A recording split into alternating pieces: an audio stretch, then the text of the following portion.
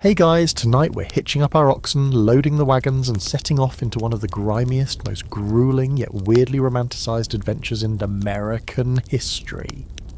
Yeah, we're talking about the Oregon Trail, the ultimate choose-your-own disaster experience. You've probably heard of it, maybe even died of dysentery on an old-school classroom computer, but tonight you're going to live it. And spoiler alert, you probably won't survive this.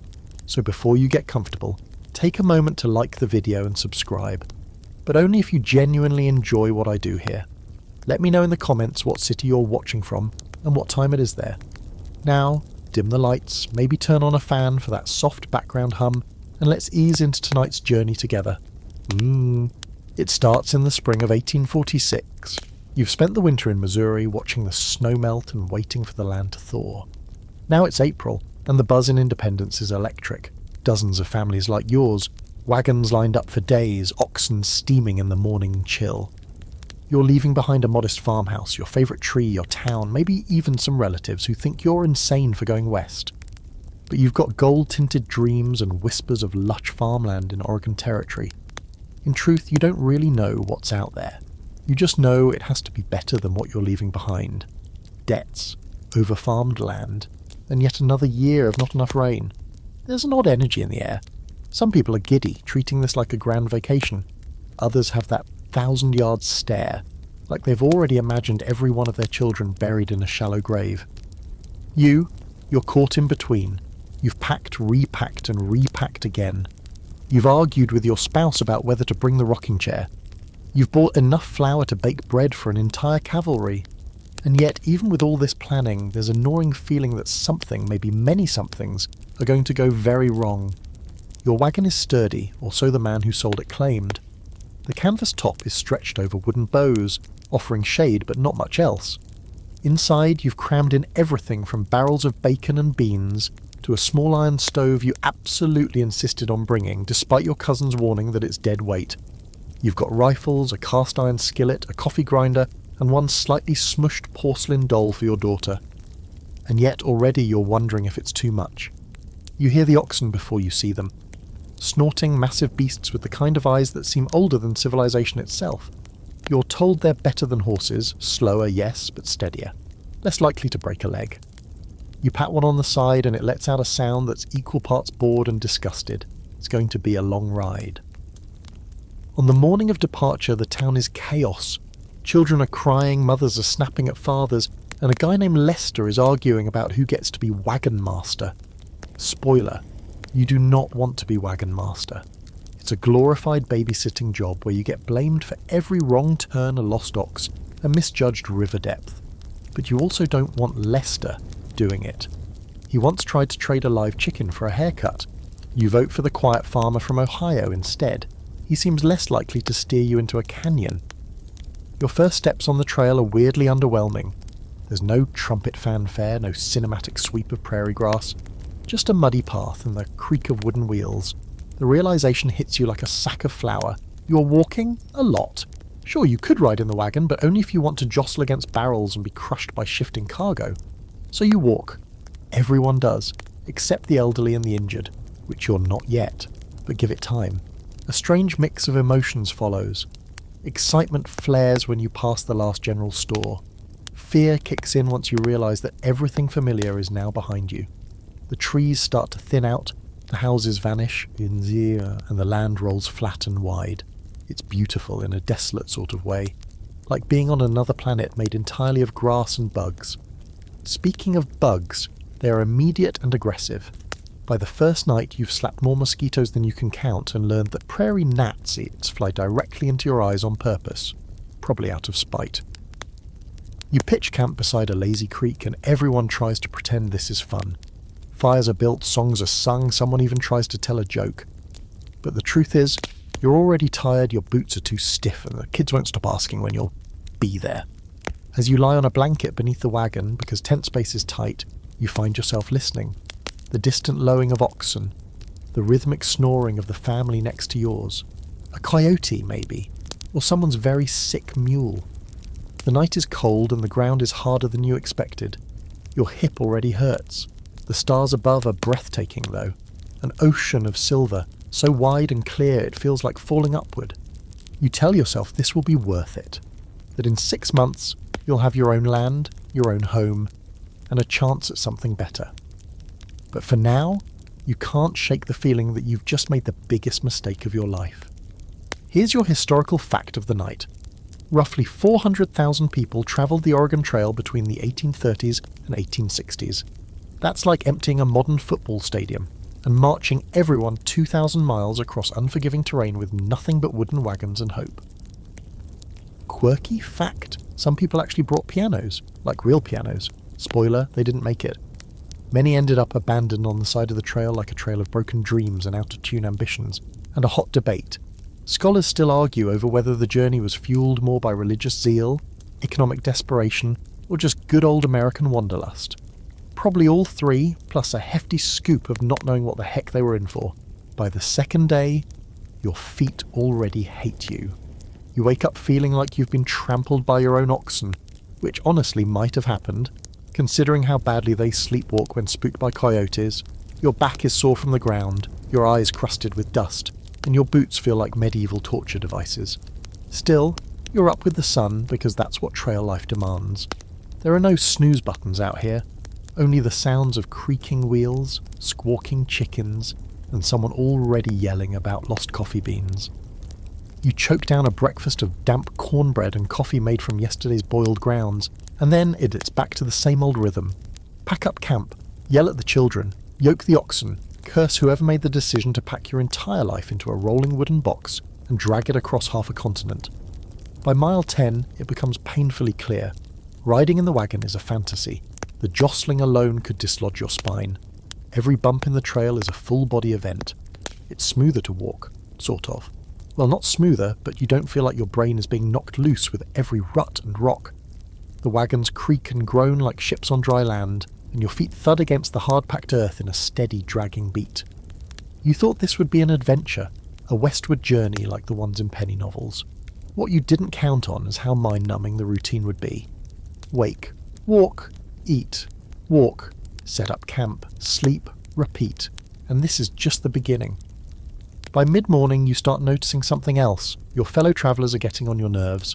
Turns out putting 50 strangers together in tight quarters with minimal hygiene and lots of beans leads to tension. Someone's dog keeps chasing chickens. Another guy insists on playing the fiddle while walking. You didn't know it was possible to play off-key while fiddling one string, but here we are. And don't even get started on the woman who keeps humming the same hymn over and over like it's a magic spell. Still, there's a certain comfort in the group, like a slow-moving herd of anxious buffalo. You travel in clusters, sometimes 3 or 4 wagons across, blocking the trail and arguing about whether this counts as making good time. You form friendships, grudges, and vague alliances like it's some wagon train reality show. There's always one couple having a loud fight by the fire, someone who's just a little sick but coughing up a lung, and that one guy who won't stop talking about his land claim in Oregon like he already owns half the territory. You try to keep your spirits up.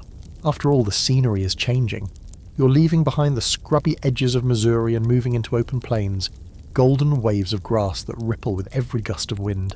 It's beautiful, but it's also endless. The land seems to stretch forever, flat and shimmering in the sun, with no trees in sight. And the trail itself is just 2 dusty grooves beaten into the earth by thousands of wagons that came before you. A rut of history, and now you're in it. You get to know your wagon in ways you never wanted to. Every creak is a new fear. Every lurch means something is shifting, probably in the worst possible way. The back wheel is always threatening to pop off, the canvas top flaps in the wind like it's mocking you. Inside, everything is packed tight. Barrels, bedding, tools, and somehow it still smells like wet wood and old cheese. You tried to keep things organised, but the first time you hit a pothole the size of a bathtub, your careful packing turned into a chaotic stew of flour, boots, and personal shame. Your oxen, bless their plodding, slobbery souls, are the real MVPs. Slow, yes, but strong and stubborn like trail-borne tanks. You talk to them now, half out of boredom, half out of the creeping suspicion they're smarter than some of the people in your party. You name them ridiculous things. Butterscotch and Thunderhoof. You don't know why, but it helps. When Thunderhoof poops mid-walk, you just sigh and step around it like you've been doing this your whole life. Around midday, you finally stop to rest. It's hot, Your shirt sticks to your back and you swear you've never drunk so much water in your life and still felt dry. The group circles up near a sparse patch of trees, shade, blessed shade, and someone passes around biscuits that taste like flour and sadness. You stretch your legs, check the wagon wheels, and try to ignore the growing pile of flies buzzing around your food. Someone suggests pushing on another 5 miles before sundown. A groan ripples through the camp. This, you realise, is the real Oregon Trail experience. It's not the cholera, not yet. It's the constant motion, the monotony, the way your body begins to rebel even as your brain numbs. You've barely travelled 30 miles and already you feel like you've aged a year. Your muscles ache, your nerves fray, and every little sound, oxen snorting, someone whining about dry bread, feels like a personal attack. Historically, pioneers covered an average of 15 to 20 miles a day on a good stretch. But not every day is good. Rain, wheel breakage, sick animals, everything slows you down. And you haven't even hit a real obstacle yet. This is the easy part. This is the warm-up. Quirky fact. Some pioneers actually brought homemade wagon seats designed to swing from the canvas ribs, sort of like hammock chairs so they could avoid the brutal jostling. Most of these snapped or dumped their passengers straight into flour barrels during the first rough trail patch. You chuckle at the memory of one woman hanging upside down like a flustered bat, legs tangled in a bonnet, shrieking at her husband. And here's something scholars still debate. Why did so many pioneers assume they could just figure it out once they got to Oregon? Many didn't know how to farm, build homes, or even hunt. They just believed the land would provide. It's still unclear whether this was sheer optimism, or just the most aggressive group manifestation in history. By the time you make camp again, your boots are crusted with mud, your legs feel like jelly, and your youngest has developed a mysterious rash. You're too tired to care. You lay back under the wagon, your body bruised and baking in the late sun, and stare up at the underside of your home on wheels. It's only been 2 days, but you already understand something crucial. This trail is going to strip you down. No illusions, no comforts, just you, the road, and a whole lot of walking. By the end of your first week on the trail, you've discovered that this journey is less of a solo mission and more like a slowly unravelling small-town drama on wheels. Your wagon isn't just yours anymore. It's part of a larger caravan, a ragtag collective of roughly 20 families bound together by desperation, wild ambition, and the hope that someone else packed more beans than you did. You quickly learn that survival out here isn't just about strength or endurance. It's about teamwork, politics, and a whole lot of compromise. Every morning starts with a group meeting. The wagon master, quiet Ohio guy still in charge for now, gathers everyone around and lays out the route for the day. He's calm and reasonable, which is probably why everyone's secretly preparing to overthrow him. Decisions have to be made constantly. Do you take the flatter northern route that adds mileage but saves the oxen? Or the shortcut through the rocky hills that has a 50-50 chance of wrecking a wheel or two? Votes are cast, opinions are shared, and someone always manages to make it personal. You never realised how many different ways there are to argue about the direction north. Some swear by compasses, others by the sun, and one guy just follows the behaviour of squirrels. You silently vow never to listen to the squirrel guy again after his last shortcut led to a 6-hour detour and an argument so loud it scared off the wildlife. Then there's the issue of wagon spacing. Too close and you risk a wheel-to-wheel disaster, too far and you're vulnerable to attacks. Well, theoretically. Mostly the danger is losing sight of the caravan and getting hopelessly turned around in what looks like a grassy sea of sameness. So you keep close, trailing behind your neighbour's wagon while trying to ignore the way their supplies are tied down with string and prayer. You're all in this together, like it or not. Soon the caravan starts to splinter into roles. There's the wagon master, of course, who becomes more of a therapist than a leader.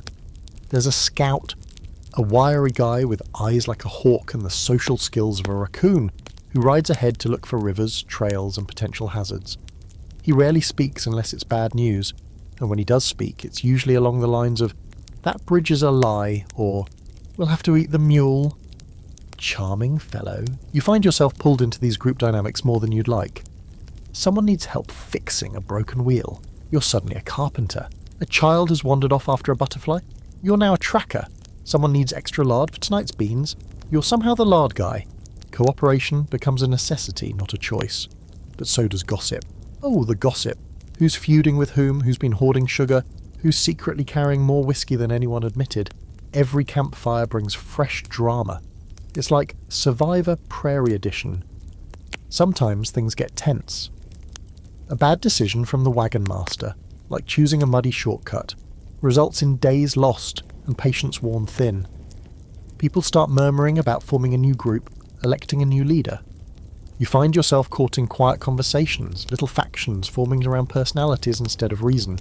You side with the group that seems least likely to yell at you before coffee.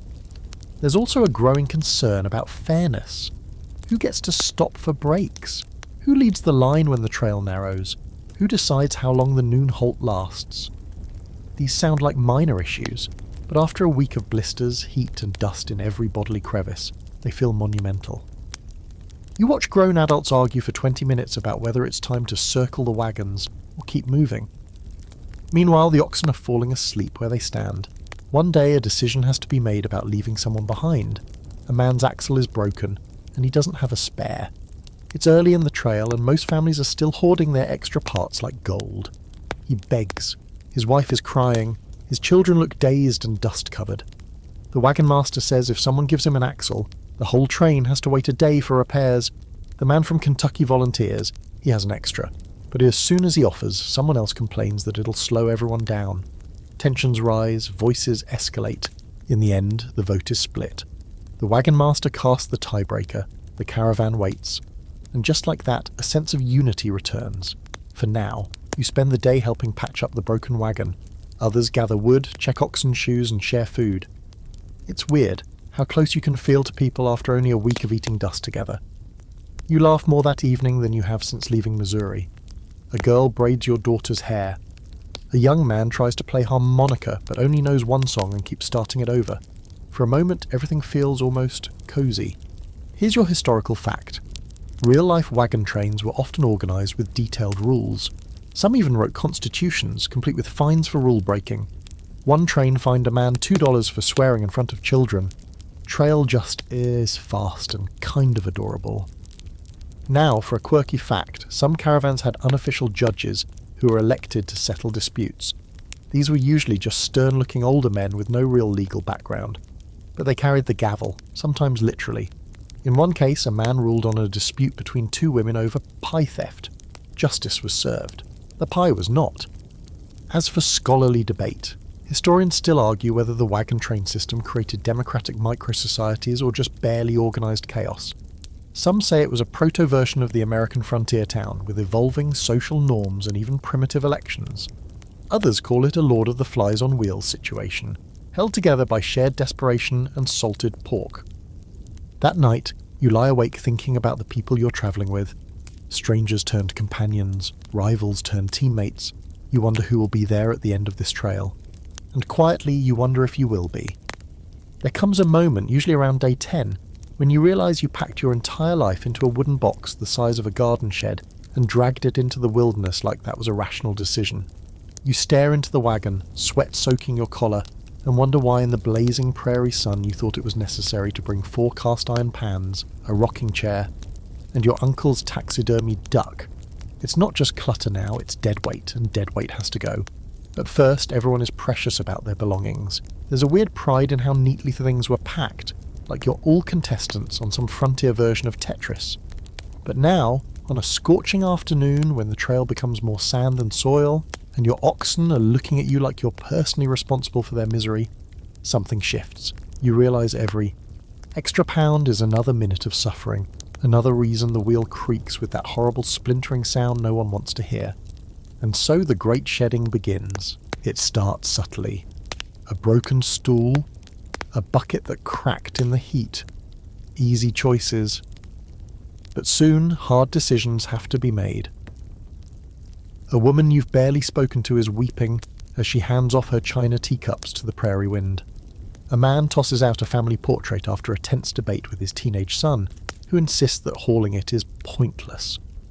You try to pretend it's all logical, survival-based, but there's grief laced in every item left behind. These things weren't just cargo, they were memories, comforts, the last threads of the lives you all left back in Missouri. Your own sacrifices come with a little less ceremony. That stove you insisted on bringing? Gone. rolled down a small hill and abandoned next to a surprisingly dignified pile of rejected bedposts. You keep the skillet, the coffee grinder, and your one luxury, a slightly water-stained copy of Gulliver's Travels. It doesn't weigh much, and some nights, reading by firelight keeps you from screaming at the sky. Food and supplies take priority now. Everyone starts double-checking their rations. Flour, salt, coffee, sugar. If you have it, you count it twice. If you don't, you start eyeing the neighbour's wagon and wondering if they'd notice a few spoonfuls missing. The flour barrels are shrinking faster than you hoped. Someone realises their bacon has gone rancid. The stench is immediate and offensive, like a punch in the sinuses. You'd help them bury it, feeling equal parts sad and envious that they hadn't enough bacon to rot in the first place. You also learn about a new unit of measurement. Space. Every inch matters. That small corner behind the wheel hub, suddenly perfect for rope. The hollow space under the tool chest, excellent for dried beans. Children get crammed between bags of rice and crates of canned peaches. Nobody's comfortable, nobody's clean. You're all just bags of humanity being shuffled daily across an unforgiving landscape. And then there's the constant battle with the wagon itself. You've never hated wood so much in your life. The planks warp in the heat. The wheels wobble no matter how often you reinforce them. Your husband or wife is perpetually covered in axle grease, swearing softly as they tighten spokes with a stick and sheer willpower. You joke about building a new wagon from all the parts being jettisoned along the way. Someone laughs, then seriously considers it. Resourcefulness or madness? Hard to tell anymore. Midweek, you cross a stretch of prairie so flat and wide it feels like the edge of the world. The trail is marked only by the faded remains of broken furniture, spilled nails, and the occasional tragic doll head staring blankly at the sky. You pass a chair with only one leg, a boot missing its partner, a Bible, pages fluttering in the wind like tiny white flags. It's a ghostly procession of dreams discarded, and it reminds you that most people ahead of you probably went through the same agonizing triage of personal belongings.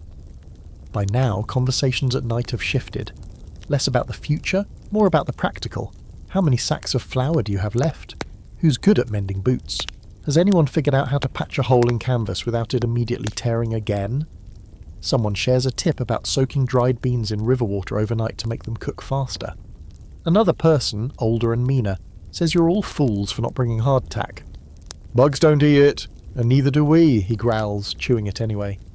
Historical side note. Most wagons had to carry 600 to 1,000 pounds of flour alone, plus bacon, lard, beans, rice, and a disturbingly large amount of coffee.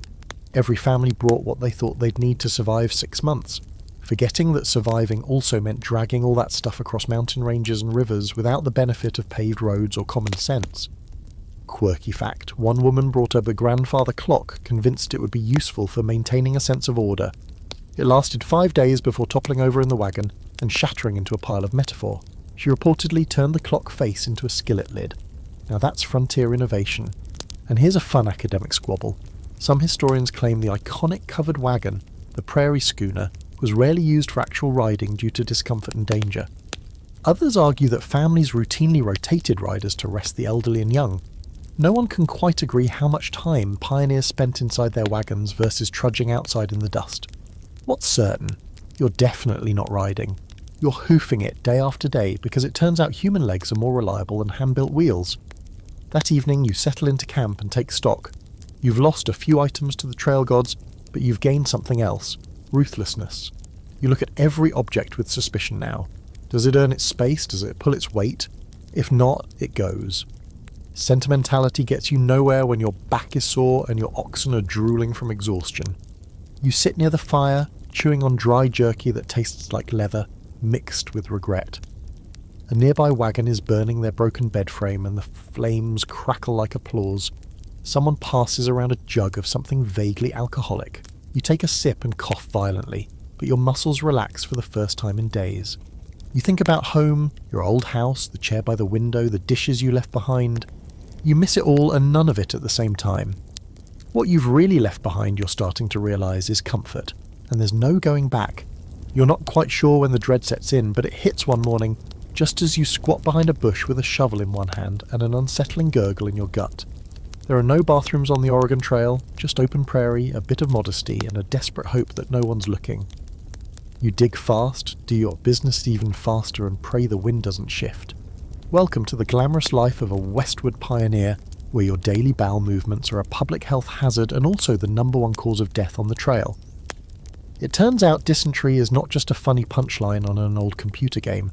It is a living, gut-twisting nightmare that moves through the camp like an invisible storm, wiping out dignity and hydration in equal measure. And it's not alone. There's cholera, typhoid, scurvy, and something the wagon master refers to ominously as plains fever. All you know is that people are sweating, vomiting, and collapsing in ways that no amount of herbal tea can fix. The root of all this? Hygiene, or the complete and utter lack of it. Soap is precious and mostly reserved for clothes, which still end up looking like they were washed in sadness. Bathing is a rare treat, something you do only when the weather's perfect, the river's deep enough, and you're feeling brave enough to expose your bare backside to an audience of mosquitoes and judging squirrels. Clothes stay on until they practically walk off by themselves. By week 3, you could bottle the smell of your boots and sell it as eau de regret. You do your best to stay clean. You wipe your hands with rags soaked in vinegar. You rinse dishes with sand and prayer. But there's only so much you can do when you're sharing a ladle with 20 other people and the nearest clean water is downstream from where the oxen bathe, drink, and relieve themselves. You start to play a mental game. Is this sickness from the beans, the water, or just the creeping realization that you made a terrible life choice? Sickness moves fast out here. One kid starts coughing on Monday, and by Wednesday half the caravan is walking like zombies. You watch a woman boil rags for compresses while muttering about garlic poultices. Someone else suggests bleeding the sick to balance the humours. You nod politely and then quietly hide all the sharp objects. There's no doctor among you, just rumours of one farther down the trail near Fort Laramie. You pray you'll make it that far. One evening the camp is quiet. Too quiet. A man named Harris, older, always joked he was too stubborn to die, hasn't moved from his bedroll in hours. His wife stands over him, fanning him with her bonnet while others gather nearby, pretending not to stare. You catch a glimpse of his face, pale, sweating and drawn tight like a sheet left too long in the sun. No one says the word, but everyone's thinking it. Cholera, the death sentence in disguise. Here's your historical fact for the night. Cholera was the leading killer on the Oregon Trail, responsible for an estimated 10,000 deaths. That's 10,000 people who set off for a better life and never made it past Nebraska. It spread through contaminated water and poor sanitation, and it could kill in a matter of hours. You could go to bed with a stomachache and be buried by sunrise. Quirky fact, some people try to ward off disease by wearing garlic necklaces, burning animal dung, or placing silver coins in their drinking barrels. One woman swore by keeping a potato in her pocket to draw the fever out. It worked about as well as you'd expect. Meanwhile, scholars still argue about how much the pioneers actually understood about germs. Germ theory wasn't widely accepted yet, so a lot of folks blamed bad air, unlucky stars, or moral failings. Some journals describe people moving their wagons to avoid sick winds, or burying the dead facing away from camp to prevent spirits from returning. It wasn't science, but when you're desperate, superstition feels oddly comforting. Back in camp, Harris passes away just before dawn. His wife doesn't cry. She just folds his blanket, tucks it under his chin, and sits quietly until someone comes with a shovel. They bury him on a small hill overlooking the trail, pile stones on top to keep the animals away, and carve his name into a piece of oak. A few people say a prayer. Most just keep their heads down, focused on not being next. You help dig the grave, because everyone helps. The soil is dry and packed tight, the kind of earth that resists intrusion. As you shovel, sweat dripping into your eyes, you wonder how many more graves you'll dig before this is over. Probably too many. It's a sobering thought, one that follows you even after the sun rises and the wagons creak back into motion. From that day forward, you see the trail differently, not just as a road to Oregon, but as a corridor of loss. Every few miles there's another grave, sometimes marked, sometimes not. You pass makeshift headstones with names fading in the wind, little crosses of willow wood, even one coffin wedged awkwardly between two boulders. You start to recognize the signs, a group walking slower than usual, someone missing from the evening circle, a bundle of clothes left behind without ceremony. At night, when the fire flickers low and the stars feel too close, you catch yourself listening for coughs in the dark. You count them like sheep. 1, 2, 3, silence. Then a deep hack from across camp, and you exhale, relieved that it's not someone from your wagon. Not yet. You start boiling all your water. You scrape every dish twice. You even fashion a crude latrine pit away from camp and try to convince others to use it. Most do. A few roll their eyes and go wherever the urge strikes. You quietly judge them. There's no pride left on the trail, but there is a kind of desperate hygiene-based hierarchy, and you're clawing your way to the top. That night you manage to rinse your face with cold stream water and sit by the fire, feeling almost human. You clutch your journal, scrawling down every little detail, not because it matters to anyone else, but because you want to remember. The pain, the fear, the weird moments of peace between disasters, the way the stars look when the world feels like it's ending, the way your hands shake just before sunrise knowing that the next day could be worse. But also, strangely, you feel stronger, more focused. You know now that survival out here isn't about being brave, it's about being careful, about watching what you eat, where you walk, who you trust, and how clean your shovel is. You fall asleep that night with a hand on your water pouch and a whisper of hope that tomorrow you'll all still be alive. You wake to hoofbeats and panic. Not your panic, yet, but the urgent low murmurs of your neighbours and the unmistakable clatter of oxen hooves where they shouldn't be. You scramble out from beneath your wagon, still tangled in your blanket, heart thudding in a strange rhythm. In the pre-dawn blue you see the silhouettes of animals bolting across the open plain, and someone's shouting, "The oxen, they're spooked!" You don't know why they're running or what set them off, but now you're sprinting after 2 half-ton beasts in boots that are barely tied and breath fogging in the cold morning air. Welcome to the wild side of the trail. The thing they don't tell you about the West is that nature is not a friendly backdrop. It's not a painting of purple mountains and gentle meadows. It's raw, untamed, and every bit as likely to kill you as disease or bad beans. That peaceful sunrise, it might come with a side of wolves. That quiet stream could be full of leeches, or worse, already claimed by something much hungrier than you. You catch one of your oxen near a cluster of low trees, wide-eyed and trembling. The other wanders in a daze, tailed or still twitching, ribs rising and falling like bellows. Spooked by a coyote, someone says. Or maybe a mountain lion. You don't see anything, just a thin line of paw prints in the dirt and the telltale stench of fear clinging to the animals like smoke. You soothe them as best you can, rubbing their flanks, murmuring nonsense. Eventually, you get them re-yoked, but the morning's been stolen. The caravan will leave late. Again. As the day wears on, the full scope of the wilderness begins to show itself. First, it's the buffalo. Massive herds spotted in the distance, their brown shaggy shapes moving like a single living sea across the plains. The sight is stunning, majestic even, until one of them decides to veer dangerously close. Everyone freezes, children are shushed, rifles appear like conjured objects. You don't breathe. The animal huffs once, snorts and turns away, disappearing into the herd again like a ghost of meat and muscle. Crisis averted for now, but not everything out here is awe-inspiring. Some of it's just unsettling. You come across a carcass, fresh, not human. A deer, perhaps.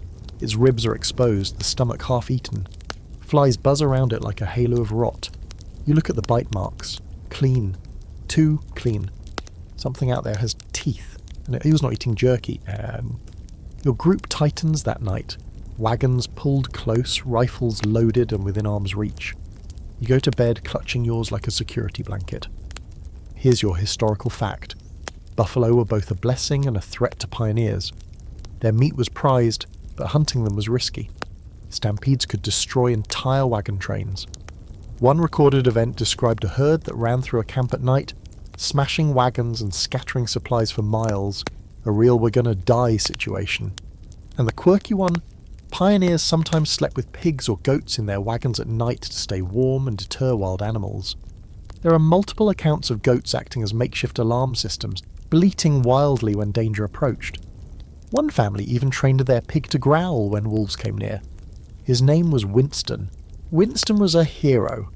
As for debates, there's still discussion among scholars about just how dangerous the wildlife really was. Diaries often exaggerate attacks, turning curious coyotes into mythical monsters. But bones don't lie. Animal attacks did happen, especially when the wagons crossed into more isolated or mountainous regions. The danger wasn't always the fangs and claws. Sometimes it was what the animals dragged away in the night. Food, shoes, even a toddler's. You start to take more precautions. Food is hung from trees or buried in caches at night. Livestock is hobbled and guarded. Children are lectured repeatedly not to wander, though one small boy keeps chasing birds paquis. He's on a personal mission from heaven. You carry your rifle more openly, even when walking. It's not just about looking brave, it's about being ready. Midway through the week, your wagon train spots something odd. A pile of bones, arranged neatly in a circle. Too neat to be natural. There are no wagon ruts nearby, no graves, just the eerie arrangement and a small bundle of fur in the centre. You all stand around it in silence. A few mutter about rituals. One man crosses himself. Another says, "Probably just kids from a local tribe," and laughs too loudly. But no one kicks the bones. You leave them, unnerved. You make camp that night near a thicket, hoping the dense brush will shield you from whatever's out there. But the woods bring their own threats, bears mostly, and sometimes snakes. Someone in the party insists they saw a cougar slinking through the trees. You believe them. Not because you saw it too, but because nothing feels impossible out here anymore. The land doesn't care about your plans. It doesn't care how well you packed or how many prayers you said in Independence. Out here, you're just meat wrapped in canvas. Still, you adapt. You learn to read tracks, small impressions in the mud, tufts of fur, broken branches. You recognise the warning calls of birds, the rustle of something large in the grass. You know now that silence isn't peaceful. It's the moment right before something leaps. That night there's a scream. It's short, sharp, and stops as quickly as it started. Everyone jumps, rifles are grabbed. You stumble from your blanket, heart a drumbeat in your ears. The scream came from one of the smaller wagons, the elderly couple from Illinois. You rush over and find the woman, pale, shaking, pointing to the edge of camp. "It took our goat," she whispers. Her husband's trying to console her, but his voice is trembling too. You look where she's pointing, just a dark shape in the distance, loping away. The next day the group is quieter. No jokes at breakfast, no fiddling, just grim, focused motion. You repair a broken wheel in silence, the creak of wood and the click of metal echoing through the still air. Everyone feels it, the way the wilderness breathes around you, hungry and watching. But you keep moving, because the only way out of this place is through it. You imagined the Oregon Trail would be one long, continuous trek, a steady rhythm of wheels crunching over dirt, your boots falling into step with the horizon, day after day of forward motion. But no one warned you that you'd be spending nearly as much time not moving as you do travelling. The hard truth hits sometime during your second week, as you sit by the side of the trail for the third hour in a row, swatting flies and watching someone else's wagon wheel get mended with a level of drama usually reserved for battlefield surgery. Welcome to the hurry up and wait portion of the trail. You wake at dawn, ready to march forward, muscles aching but spirit oddly intact, and then someone's oxen are missing, or a wheel has shattered, or someone stepped on a nail and is now rolling around in agony. Sometimes it's a sudden debate about which fork in the trail to take. Other times it's just fatigue. You'll be lined up, wagons hitched, ready to roll, and then you sit, and sit, and sit. Your only motion is the quiet inner scream echoing inside your skull. You try to be patient, really you do, but trail time stretches like saltwater taffy in the sun. There's no clock, just the position of the sun and the feeling that this day will never, ever end. You watch a man spend 45 minutes trying to untangle a rope from his own axle. A child throws a tantrum that could win awards. Someone's cow just wandered off again, mooing into the void, and they're giving chase like it owes them money. There's something uniquely exhausting about standing still on the trail. When you're moving, at least it feels like progress. But when you're stuck, the reality of the landscape starts to close in. It's flat, it's hot, it's buzzing with flies the size of bottle caps. The prairie wind kicks up a fine grit that sneaks into your eyes, your teeth, your undergarments, everywhere. The sun's a bully, and the shade, when you can find it, is already claimed by someone snoring under a wagon. And yet these slow moments are when you see your fellow travellers most clearly. They lounge on wagon tongues like sunbathing lizards, their faces slack with boredom. Some tinker endlessly with tools, others scribble in journals or patch socks with grim determination. A few manage to nap in poses that defy logic, curled on sacks of beans draped over barrels, upside down in someone's lap. You envy their talent. One man passes time by whittling a spoon, another teaches his toddler how to whistle. You try to read a few pages of Gulliver's Travels, but the words blur from heat and distraction. Eventually, you just stare into the distance, trying to remember what trees used to look like. You haven't seen a proper one in days. Occasionally you overhear snippets of philosophy from those as bored as you. Maybe we're not meant to get to Oregon, someone mutters. Maybe the journey is the destination. You want to punch them, just a little.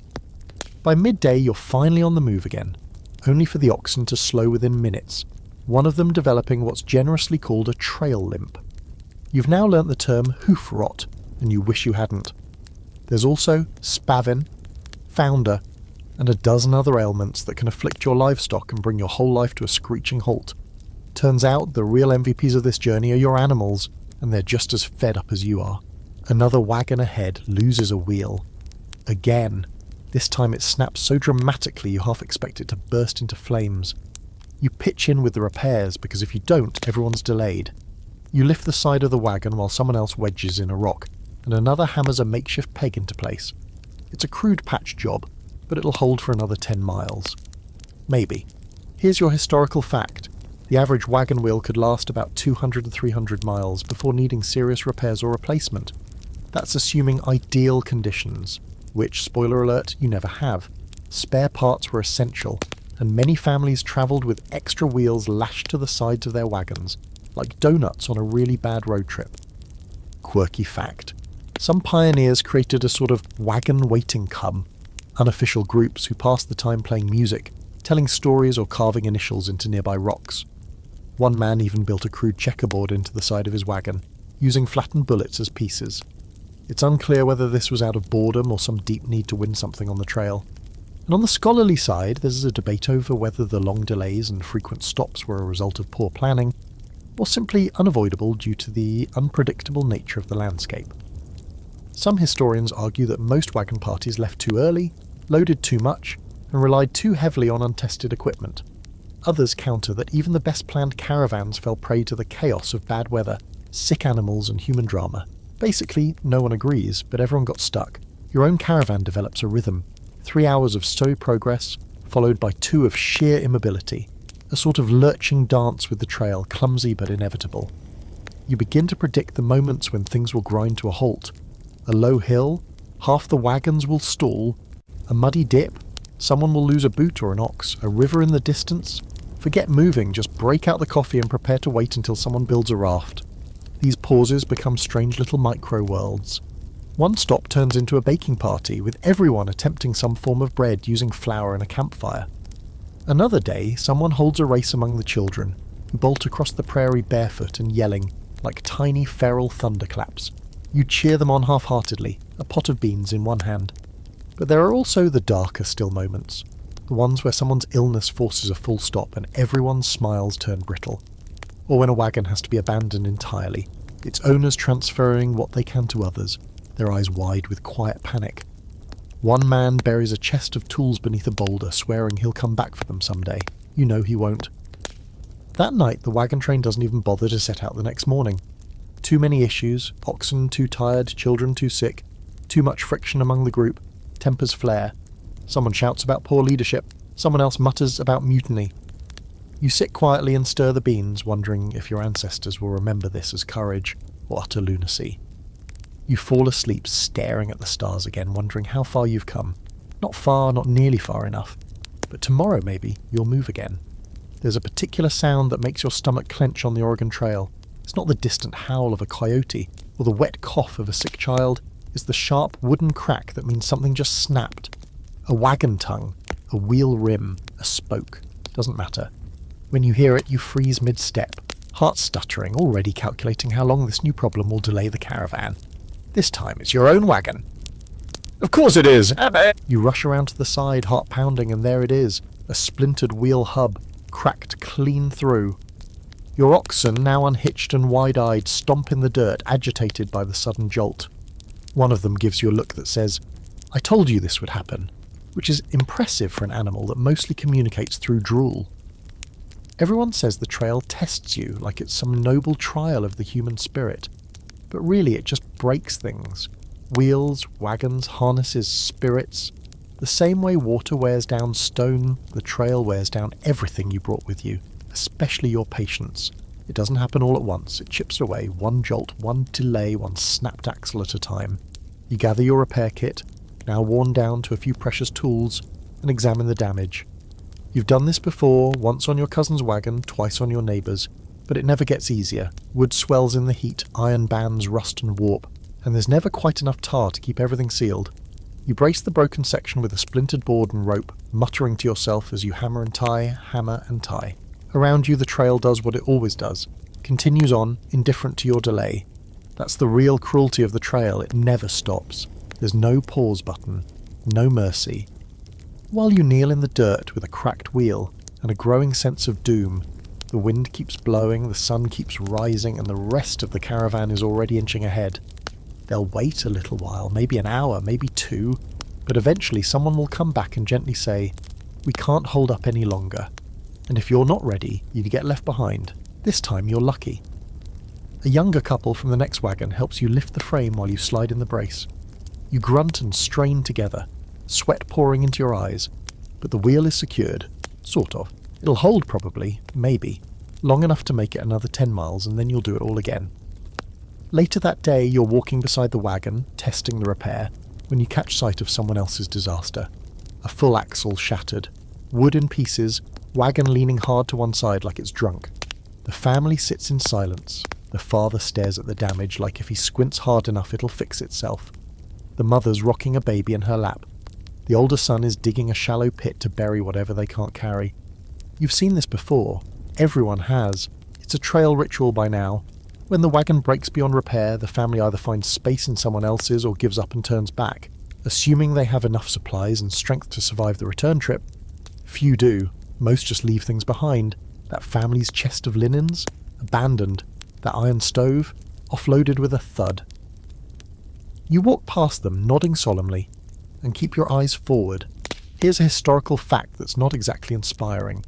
Nearly 1 in 10 wagons broke beyond repair on the trail, and many families lack the skills or supplies to fix them. There were no hardware stores out here, just what you brought and what you could scavenge. If your wheel cracked and you didn't have spare spokes, you were stuck, sometimes permanently. Quirky fact, people got creative. One man famously replaced a shattered wagon wheel with a giant slice of cottonwood carved into a crude circle. It worked, sort of, until it hit a rut and split in 2. Another group used bedposts to brace a broken axle, tying them on with strips of rawhide. Desperation makes surprisingly decent engineers. And as for scholarly debate, there's long been an argument about whether the wagons used on the trail were truly suited for the journey. The standard prairie schooner design was light, sure, but it wasn't built to survive 2,000 miles of punishment. Some historians argue they were woefully underprepared, too cheaply built and structurally flimsy. Others claim that pioneers did the best they could with what they had, and that it was always going to be a gamble no matter the wagon quality. Back in camp that night, your wagon creaks ominously as you settle in beside it. You lie awake on your pallet, staring at the wooden frame above you, and wondering which piece will betray you next. You know the wheel is a ticking time bomb. You know the canvas top has a growing tear, and you know that one of the oxen has started limping slightly, which means you're probably due for another crisis tomorrow. You're not alone in your paranoia. Around the fire, conversations now revolve around repairs. Who's got spare grease? Anyone have a few extra nails? Did anyone bring actual carpentry skills? Or is everyone just faking it like you are? The answers are usually no, yes, and definitely the latter. The funny part, if there's anything funny left, is that you start to bond over it. Misery loves company, and trail repairs are the great equalizer. No matter how prepared or rich someone was back in Missouri, they're just another sweaty, exhausted amateur mechanic now, pounding in wooden pegs and hoping it holds until sundown. You trade tricks too. Someone swears by soaking rope in bacon grease to make it last longer. Another swears at that person when the rope slips loose the next day. One woman reveals she's been using strips of her old corset to lash down cargo. It's tough, flexible, and already full of broken dreams. You admire her resourcefulness and make a mental note to sacrifice your own undergarments if things get desperate. You fall asleep that night with the image of your wheel seared into your brain. You dream of spokes snapping like brittle bones, of your wagon crumbling into a pile of wood and flour sacks. You wake up with the sun in your eyes and the familiar stiffness in your back, and then you hear it again, that creak, the wheel whispering to you like a ghost, soon. And you sigh, get up, and get ready to fix it, again. You can pinpoint the exact moment your trail diet starts to unravel. It's It's around week 3 when you open a flour sack and find it crawling with tiny black bugs. You stare at the squirming mass in numb horror, then shake the sack violently as if that'll magically fix it. It doesn't. You pick out as many as you can, mutter a few curse words, and then cook with it anyway. Because out here, the line between edible and disgusting is thinner than the soup you're about to make. Food on the trail is not a pleasure. It is a requirement. You eat to keep walking. You chew because not doing so leads to dizziness, weakness, and worse. The early days were full of variety: salt pork, beans, hardtack, rice, dried apples. You even remember eating pie once before someone dropped the last of the preserves trying to chase a goose out of their wagon. Now, it's beans, flour, and what might be squirrel, though no one's asking too many questions. Every family rationed carefully, or at least they tried to. You remember sitting around the fire with your little sack of supplies, counting spoonfuls like you were handling gold dust. 2 scoops of rice, a pinch of salt, just enough lard to make it stick together in a sad little ball. But rationing only works when everyone's healthy. And on the trail, nobody's healthy for long. Sick people need broth. Kids need snacks. You use more food than you planned, and suddenly that 6-month supply you smugly packed back in Independence is looking suspiciously light. You've started foraging when you can. Wild onions, bitter greens, the occasional lucky bush of berries. Sometimes you find mushrooms, and someone from another wagon swears they're safe. You boil them in stew and wait to see who starts convulsing. No one does. That night feels like a victory. But most days you eat the same thing. Flour and water, fried on a skillet, until it barely resembles a tortilla, then dipped in bean sludge. If you're lucky, there's a shred of dried meat to add a bit of chew. If not, well, there's always imagination. One afternoon, a group of kids catches a rabbit. They parade it through camp like they just took down a buffalo, proudly holding it by the ears. You help clean it, thankful for fresh meat to mold, even if the thing's barely bigger than your boot. That night, everyone gets a spoonful of rabbit stew, and for a moment it almost tastes like home. Then the rationing gets tighter. You're walking longer hours and burning more calories, but the food is dwindling. You see it in the way people chew, slowly savouring every bite. In the way people eye each other's plates. Not with greed, but longing. Your kids are getting skinnier. You're getting snappier. Hunger crawls into your bones and settles there. Here's your historical fact. On average, pioneers needed 2,000 to 3,000 calories a day just to keep up with the physical exertion of the trail. But most didn't eat that much. Rations were usually 1/500 calories or less, especially once the journey wore on and supplies ran low. Malnutrition was common. Scurvy, caused by lack of vitamin C, ran rampant, softening gums, loosening teeth, and turning joints into screaming bags of pain. Quirky fact. Some desperate souls tried boiling their leather shoes to make broth. Yes, really. The leather was usually tanned with animal fat and chemicals, making it technically edible, if you ignored the flavour, texture, and intense shame. One traveller swore by stewing old saddle straps with wild garlic. It tastes like regret, he reportedly said. But he lived to tell the tale. Scholars still debate whether most pioneers packed properly for the trail. Journals show a wide range. Some families were meticulous, bringing carefully measured sacks of flour, beans, bacon, and even dried fruit. Others showed up with sacks of candy, bottles of brandy, and not a single potato. Some argue that travel guides of the time were misleading, emphasizing comfort foods over practical ones. Others blame optimism. People simply believed they'd restock easily along the way. They didn't. Speaking of restocking, trading posts and forts become lifelines. When word spreads that Fort Kearney is a day away, the whole caravan gets a boost. You imagine fresh bread, maybe butter. You try not to think about bacon, it hurts too much. But the closer you get, the more people start whispering warnings. The prices are steep. They're running out. Don't expect much. And they're right. When you arrive, the fort is half-stocked and fully overpriced. Flour costs double, salted meat is stringy and foul-smelling. But you buy what you can anyway, because the alternative is hunger. One man sells his boots for a barrel of molasses. Another trades a rifle for coffee beans. You swap a cracked mirror and 3 spools of thread for half a ham that smells only slightly like feet. That night, you fry it over a smoky fire and convince yourself it's delicious. But some things can't be bought. You dream about eggs, about real bread, not the dense pan-fried bricks you've been choking down. You dream about peaches in syrup, mashed potatoes, cake. You wake up chewing air. Once, in desperation, you lick a spoon just to remember the taste of lard. It's not your proudest moment, and yet, despite everything, there's a weird camaraderie in suffering together. Food becomes a shared obsession. Someone finds a patch of wild mint, and you all descend on it like bears. A child discovers a few berries, and a line forms behind them like it's a 5-star buffet. You cook together, share leftovers, if there are any, and trade recipes that are more wishful thinking than anything else. Someday, someone says, I'm going to bake a real pie with butter and sugar. Everyone sighs like they're remembering a lost love. Then one morning, disaster.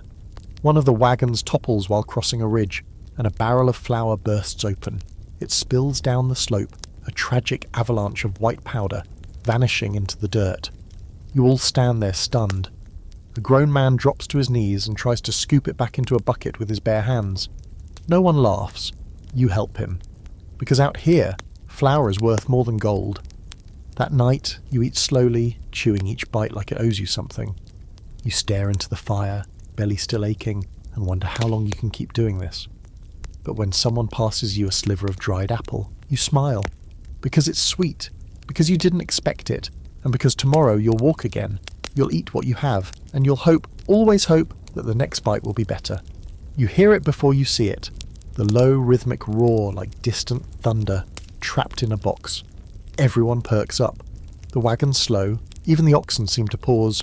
You follow the sound to its source, cresting a gentle rise, and there it is, a river, wide and slow-moving, slicing through the earth like a lazy blue vein. It doesn't look especially menacing. In fact, it almost looks inviting, glinting in the afternoon sun. You allow yourself the luxury of hope. Maybe this one will be easy.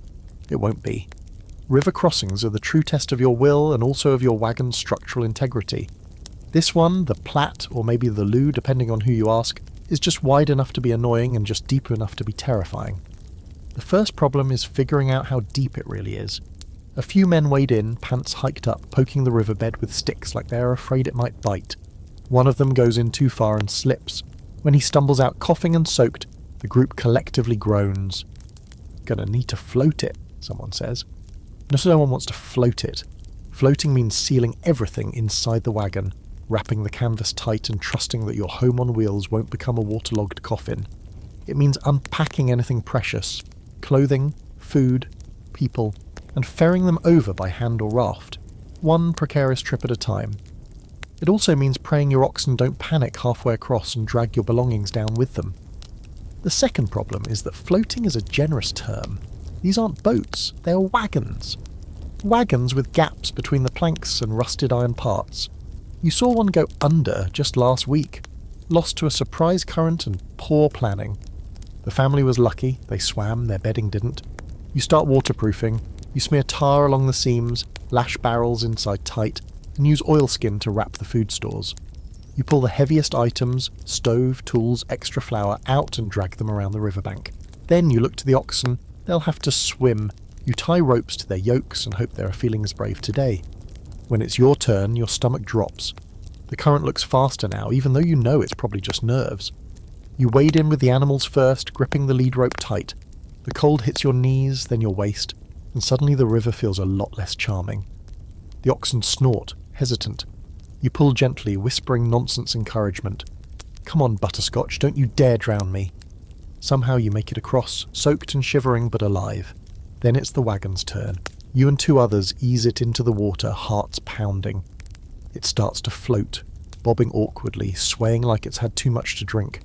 The oxen swim, the current tugs, the wheels catch on a submerged rock, and the whole thing tilts dangerously. You yell. Someone throws a rope. For one awful second you think you're going to lose everything. But then the wagon rights itself with a violent lurch and drifts forward. You pull it ashore and collapse beside it, panting, every muscle in your body screaming. Your hands are blistered from the rope. Your boots are filled with river silt. But the wagon is intact. Your flour is dry. And most importantly, no one died. Here's your historical fact. River crossings were one of the deadliest parts of the Oregon Trail. Drowning was the second leading cause of death, right behind disease. Some rivers were hundreds of feet wide with strong currents, and without bridges, every crossing was a gamble. Even experienced travellers often lost wagons, livestock, and occasionally entire families to unexpected accidents. Quirky fact, some pioneers brought inflatable hides or bull boats, frames made from willow branches covered with buffalo skin, just for river crossings. These worked surprisingly well if you didn't mind sitting in a stinking hair-covered water bowl while clinging to your biscuit barrel. One woman reportedly floated her wagon's contents across in a wash tub. Twice, she became something of a trail legend. And the debate? Scholars still disagree on how often pioneers chose to ferry their wagons across rivers versus floating them. Some argue that most groups avoided floating at all costs using rafts or even building temporary bridges. Others suggest that the time and resources to build a raft were usually too great, making floating the wagon the more common, if riskier, option. Either way, the odds were never great. After the crossing, the camp sets up nearby. Everyone's too tired to go further. Fires are lit, soggy clothes hung on wagon wheels, and wet boots removed with pained grunts. The kids play along the shore, throwing rocks and chasing frogs, as if they hadn't just witnessed several near-death experiences. You check your supplies. A few sacks of flour are damp around the edges, but salvageable. Your rifle is fine. Your coffee grounds? Slightly soggy. You grieve quietly. Still, it could have been worse. You walk past a neighbour's wagon and see a crate of shattered jars, pickled beets oozing down the wood in tragic purple streaks. The woman who owned them looks like she might cry. Someone tries to comfort her, but she just walks away. That was her winter supply. You say nothing, just keep walking. That evening, someone pulls out a fiddle and a few people actually dance. It's strange seeing laughter after so much fear, but maybe that's why it happens. Relief, that for once you made it. That night the food tastes better than it should. Just beans and dry bread, but they go down easy, washed down with river-chilled water and that weird feeling of triumph. You feel like you passed a test. The trail tried to swallow you and you crawled out the other side, coughing and soaked, but still standing. The next morning you pack up again.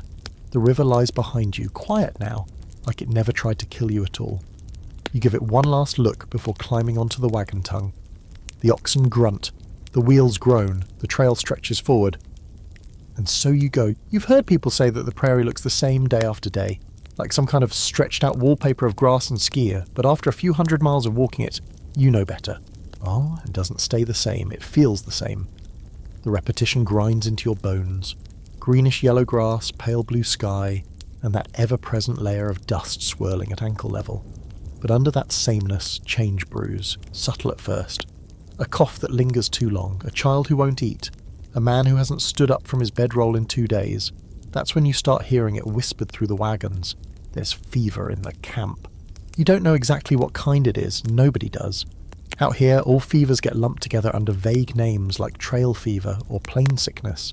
Sometimes it's dysentery again, other times it's cholera, or typhoid, or that catch-all horror ague, which just means they're shaking and we don't know why. Whatever this is, it's fast and brutal.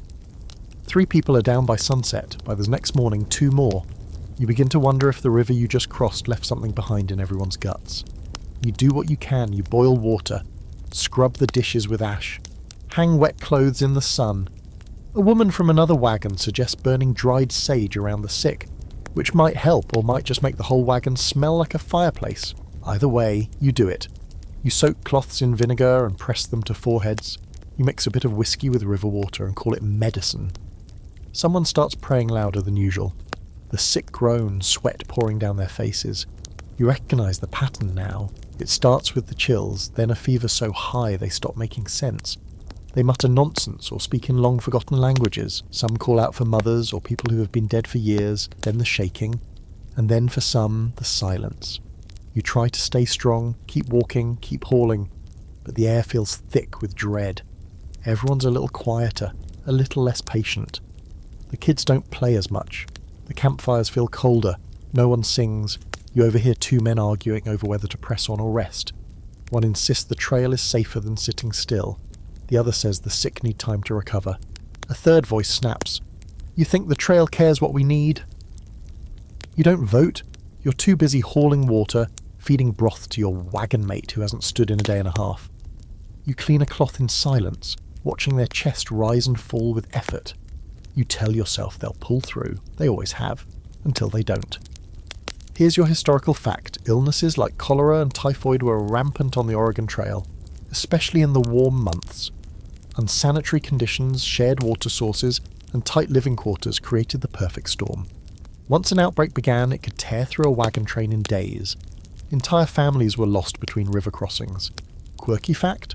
Some travellers swore by prairie cures that ranged from mildly ineffective to outright dangerous. Common treatments included turpentine, tobacco smoke enemas, and drinking mercury-laced blue mass pills.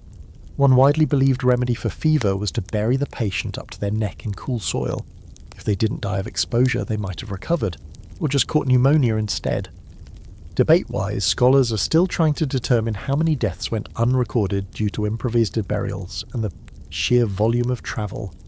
Diaries and ledgers offer only glimpses, often with vague notations like, "We lost 2 last night," or "buried another by the trail." Some argue the true death toll could be twice as high as estimates suggest. Others think it's impossible to know, the disease didn't leave tidy records. As the days crawl by, the sick either improve or vanish. You dig 2 more graves. This time you help build a little rock mound over one so the animals won't dig it up. You place a makeshift cross on top, a broken wagon spoke tied together with twine. The woman buried there was someone's aunt.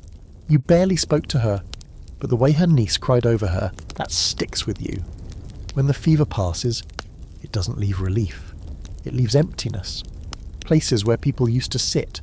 Plates that don't need filling anymore. Everyone walks slower now, like they're carrying the ghosts of the ones they've lost. And maybe they are. You feel it too. A weight in your chest that's got nothing to do with packs or miles. And then the weird part. Life keeps going. A boy chases a grasshopper and laughs like he's never heard someone die. A couple gets engaged by the fire one evening, the man proposing with a ring carved from bone. Someone else finds a patch of wild strawberries and brings them back, passing them out like treasure. You get 3, you eat them slowly, trying to remember what joy used to taste like. And just like that, the caravan begins to breathe again. Slowly, hesitantly, 1 foot in front of the other, until a new kind of fear arrives. One of the wagons spots smoke on the horizon, not from a fire, but a signal. Vertical plumes, rising in deliberate succession. A few people tense immediately. Indians, someone whispers. The word is thick with worry, but also with ignorance. Because so far the only indigenous people you've met have been curious, cautious, and mostly unimpressed with your struggling caravan. You traded for jerky and moccasins at a distance, nodding, unsure of how to act. No violence, no danger, just wary strangers on their own land watching you stumble through it. But still the signal rattles people. Old prejudices rise up like blisters. Men load their rifles, women clutch their children. Someone ties a bowie knife to the wagon's side like that'll scare off a war party. The wagon master urges calm, but the air is tight. You don't know what's coming. Maybe nothing. Maybe just more prairie. That night the fever seems far away, but the unease stays. You lie in your bedroll half asleep, listening to the creak of canvas in the wind and the soft murmurs of your companions. Somewhere out there the land shifts and breathes and watches. The fever took your strength, but the trail keeps going, and so must you. There's a change in the mood after the fever breaks, tense, quiet, a kind of collective holding of breath. No one says it loud, but it's clear. The trail is entering new territory, and not just in miles. You're moving deeper into lands you were warned about, where maps turn vague and rumour takes over. Every hill feels like it's hiding something. Every smoke signal in the distance is met with silence and side eyes. Everyone becomes a little more cautious, a little more suspicious. The word Indians hangs in the air like thunder you haven't heard yet. You've already passed a few small indigenous camps, distant figures across the prairie, watching. The first time you saw them, it sent a jolt through your chest, not out of fear, but out of sheer not knowing. You were raised on stories, scalping ambushes, arrows through the night. But what you saw were people, families, a group sitting beneath a canvas tent, eating, 2 children chasing each other, 1 man on horseback staring calmly at your train as you passed. No weapons drawn, no drama, just observation. And yet the myths are louder than the facts. That's how fear works. So when your wagon train approaches a cluster of teepees one afternoon, the response is mixed. Some people tighten their grips on rifles. Others prepare small trade goods, cloth, buttons, beads, hoping this will be like last time, quiet, maybe even friendly. You're somewhere near Pawnee or Otto territory now, though no one is quite sure where one nation's land ends and another's begins. The government drew some lines, but they never asked anyone else about them. A small group approaches, 4 men and 2 women, draped in hides and woven cloth, mounted on horses that look like they were born from the wind. They are not armed, or if they are, it's subtle. Their faces are calm, unreadable. The wagon master steps forward, hat in hand, offering the universal peace language of trade: sugar, tobacco, salt. One of the women nods. She steps down from her horse and reaches into a satchel, producing dried meat and a pair of handmade moccasins. The trade begins. No one speaks the same language, but gestures do enough. You give them a tin cup, they offer a leather pouch. A boy from your group reaches out to touch one of their horses, and the animal flicks its ears but doesn't move away. Laughter trickles out on both sides. Not a flood, but a stream, something human. Still, not everyone's convinced. You hear muttering behind you, words like savages and ambush. The man from Kentucky who never shuts up says something about arrows and smallpox. You want to turn around and ask him where his shoes came from, since those sure look like Lakota's design. But you let it go. The trail's long. Idiocy has time to wear itself out. You watch as one of the Pawnee men points westward, makes a motion with his hand, zigzag up and down. Mountains, you think. He's warning you. The pass ahead is rough. He points to your oxen and makes a tired gesture. You nod, grateful. Even when you don't speak the language, you understand the weight of kindness. Here's your historical fact. While popular culture paints indigenous interactions on the Oregon Trail as violent, most were peaceful and often helpful. Native tribes frequently traded with emigrants, offering food, directions, and animal care. In many cases, the real aggression came from the settlers, not the other way around. Treaties were ignored, land was taken, and retaliation became inevitable. Quirky fact. Some pioneers reported receiving directions from indigenous travellers using carefully arranged rocks or bundles of sticks as trail markers. Others were guided by tribal members for small fees. One journal tells of a young boy who led an entire wagon train through a safe mountain pass in exchange for a bright blue shirt. As for scholarly debate, historians continue to wrestle with the narrative of Indian hostility on the trail. Some argue that the fear was stoked intentionally by newspapers and officials to justify land seizure and military expansion. Others suggest that tensions were simply the natural result of too many people crossing into territory without consent or context. The truth lies, as it often does, in the middle. Cooperation existed. Resket. So did conflict. But the stereotypes. Mostly built from anxiety and bad headlines. Back in your wagon circle, the atmosphere is complicated. The trade has gone smoothly, no signs of danger. But as the Pawnee group rides off, one of them glances back. A look you can't quite read. Something between pity and warning. That night, the caravan eats well. The dried meat is smoky and rich, better than anything you've had in weeks. But no one talks much. Everyone keeps glancing into the darkness beyond the wagons, like they're waiting for the next thing to go wrong. You lie awake and think about the woman with the leather satchel, about the way she looked at your wagon, your cracked wheel, your bent axle, your tired family, and offered you meat anyway. Not because she had to, not because she owed you, but because she saw you, saw the struggle, and gave what she could. You don't write that down in your journal. It feels too big, too different from the stories you were raised on. You don't have the words for it yet. The next day the land changes again. More hills, the kind of trail that chews up oxen hooves and spits them out as blood-stained ruts. One of the children rides in the wagon because her legs are covered in blisters. You see a fresh set of tracks beside yours, hoof prints that didn't belong to anyone in the caravan. Someone's watching. You don't feel threatened, just noticed. You pass another small camp, this one empty, though clearly recently used. Ashes still warm, feathers tied to branches, tools set neatly against a tree. You walk quietly.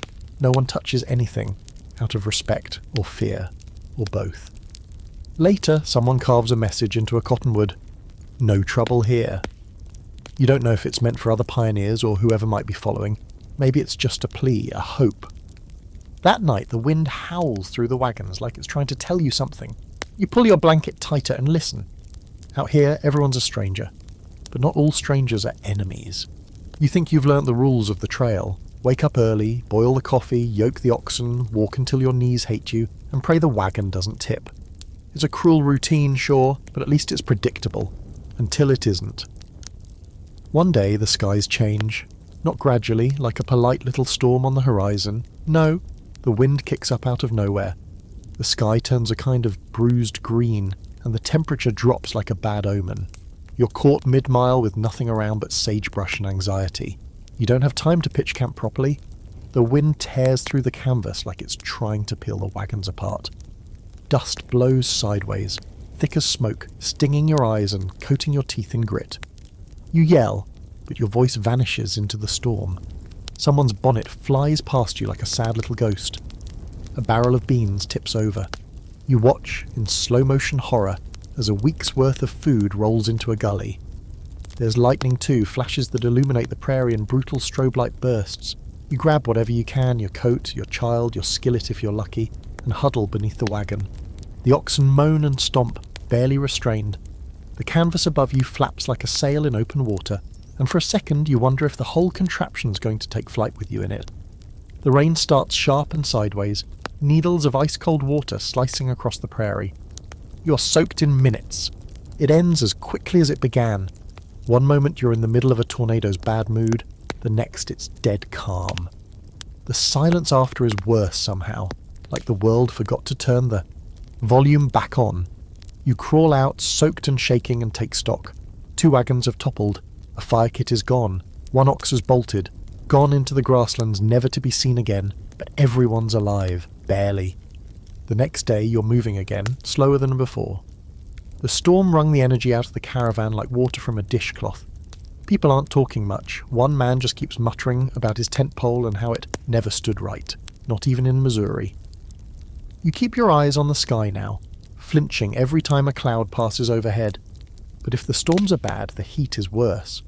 You reach the part of the trail where there's no shade, not a tree in sight, not even a tall bush to fake it. Just prairie grass that sizzles under the sun, and wind that feels like it's blowing straight from the mouth of a furnace. You can't drink enough water. Your lips crack. Your skin peels. The oxen pant like dogs, tongues hanging, eyes rolling back. One day you find a man collapsed beside the trail. His hands are curled like claws, his lips black with thirst. He makes a sound when you lift his head, but no words come out. He doesn't survive the night. You bury him beside a dry creek bed, no cross this time, just a stone cairn and a small circle of silence. Everyone's too tired for ceremony. Here's your historical fact. Weather was one of the most dangerous, underestimated aspects of trail life. Blizzards could strike in May. Heat waves could scorch entire sections of the trail in June and July. Thunderstorms often triggered flash floods, especially in low valleys. Many wagons were lost to sudden, violent weather, washed away or shattered by the wind before anyone could react. Quirky fact, some trail diaries mention people tying their belongings to trees during high wind, believing it would anchor the storm. One particularly inventive family made a kind of anchor from filled flour sacks tied to wagon wheels to keep them from rolling in the wind. Another group claimed their secret was sleeping under the wagon, with iron cookware on top of them, as if cast iron was nature's security blanket. And of course there's the historical debate. How prepared were emigrants for trail weather? Some argue that many of the emigrant guides, those little printed how-to books sold back east, grossly underestimated the dangers. They painted the West as a mild, sunny paradise, omitting minor details like Tornado Alley or hail the size of walnuts. Others contend that pioneers were warned, but either ignored the warnings or believed they'd be among the lucky ones. Spoiler, no one was lucky out here, just stubborn. Things don't improve. A few days after the heatwave, a hailstorm crashes over your train like it's auditioning for the Book of Exodus. One minute it's a cloudy afternoon. The next, ice is falling from the sky in chunks the size of goose eggs. The sound is deafening, pinging off wagons, cracking wooden crates, denting the tin wash basin you forgot to tie down. You grab the kids and huddle again, your only protection a fraying quilt and sheer denial. When it ends, the trail looks like a battlefield. Smashed tools, shredded tarps. One of the oxen has a bleeding cut on its flank. A few people joke, trying to laugh it off. Well, at least we've got ice for the lemonade. But no one really smiles. After that, the cold creeps in. Not a full frost, but a drop in temperature that sends you scrambling for coats you thought you wouldn't need till October. You learn the layers game fast. Too few and you're shivering. Too many and you sweat through them, which makes you cold again when the sun dips behind the hills.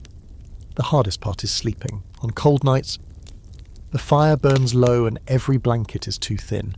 You press close to your family under the wagon, knees to chins, breath fogging in the air. If you're lucky, someone's goat crawls in beside you. Warm, stinky, judgmental, but undeniably helpful. One night, a woman's baby won't stop crying. She walks back and forth by the fire, murmuring softly, bouncing him in her arms. The rest of the camp tries to pretend they're not listening, not worrying, not wondering if that baby has the same fever that killed 3 others last week. But in the morning, the crying has stopped, and so has the baby. The burial is silent. No words, just a doll left beside a tiny grave. You can't cry anymore. The wind has taken your tears, and still the trail moves forward. That's the real cruelty of it. There are no rain checks out here. No snow days, no time to stop and mourn or even rest. The weather comes, punishes and leaves, and you keep walking. You walk through rain, through hail, through mud that swallows boots and hearts alike. Because what else is there? You pass the place where the baby is buried 3 days later. The grave is already fading into the grass. You lose track of how many days you've been walking, which sounds like a line from a melodrama, but no, it's just life now. The sun rises, you get up, you put one foot in front of the other, and by the time the moon shows up again, you've forgotten what it was like to sit still. What makes it harder isn't just the monotony or the miles, it's the fact that you're not the only one enduring it. Your kids are right there with you. Boots too big, clothes too small, and faces that already look older than when you left Missouri. They don't complain much anymore. That's the worst part. At the start of the trail, the children were full of questions and excitement. Everything was new. The birds, the wildflowers, the thrill of riding in the wagon, for 5 minutes before they realised how uncomfortable it was. You remember your youngest collecting shiny pebbles from the road and calling them trail jewels. She kept them in a little pouch, proud as a prospector. Now that pouch is empty. She stopped picking them up weeks ago. Children on the trail walk just like the adults. You hoped they wouldn't have to, but hope doesn't get you far when your oxen are exhausted and every extra pound feels like betrayal. So they walk. Tiny boots kicking up dust, small hands gripping the sides of wagons for balance. They grow quieter, more serious. They understand in a way that makes your chest ache that playtime is over. That's not to say they don't try. When the train pauses, they run off into the tall grass, chasing grasshoppers or trying to catch birds with their bare hands. They make up games with sticks and stones, laugh at each other's terrible impressions of adults, and once, briefly, they manage a game of pretend school, where one bossy child teaches the others how to spell Missouri and mispronounces it every time. But it fades. The farther you go, the less room there is for childhood. You start noticing little things, lips dry and cracked, cheeks hollowing out. One of the boys gets a splinter that turns into a festering sore. Another limps from a twisted ankle. You carry your youngest for half a mile before your back gives out. Then you just hold her hand and tell stories as you both trudge forward, pretending your feet don't feel like splintered logs. Here's your historical fact. It's estimated that up to 50,000 children made the journey west along the Oregon Trail. Many were under 10. Most walked the entire way, some 2,000 miles, alongside their families. Diaries often note that the children age quickly, taking on chores and responsibilities well beyond their years. Quirky fact. Some children brought pets on the trail, cats, dogs, even birds in cages.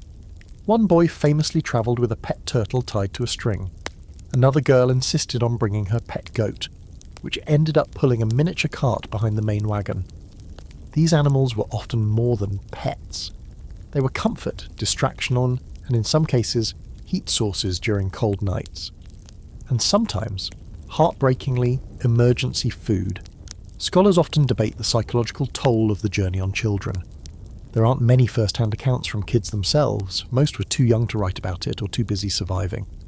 But references in adult journals describe children becoming increasingly quiet, obedient, and sometimes ill-tempered, or withdrawn. The loss of siblings, friends, pets, and even toys beaux created a strange and painful emotional landscape. They didn't just cross a continent, they aged decades on the way. You see it happen in your own family. Your middle child, once the loudest, now speaks in a whisper. Your son, 9 years old and convinced he's the man of the house, has started checking the oxen's hooves every morning. He's proud of it, even though you secretly redo his work after he walks away. Sometimes you catch them watching the adults too closely, taking in the worry, the calculations about rations, the quiet conversations about who's not going to make it. You try to shield them, but the trail doesn't allow secrets. Everything is out in the open, baked in the sun and aired out in dust. When someone dies, they see the burial. When a fight breaks out, they hear every word. When someone gets sick, they smell the sickness. And yet they endure. One day a storm strands the caravan for half a day.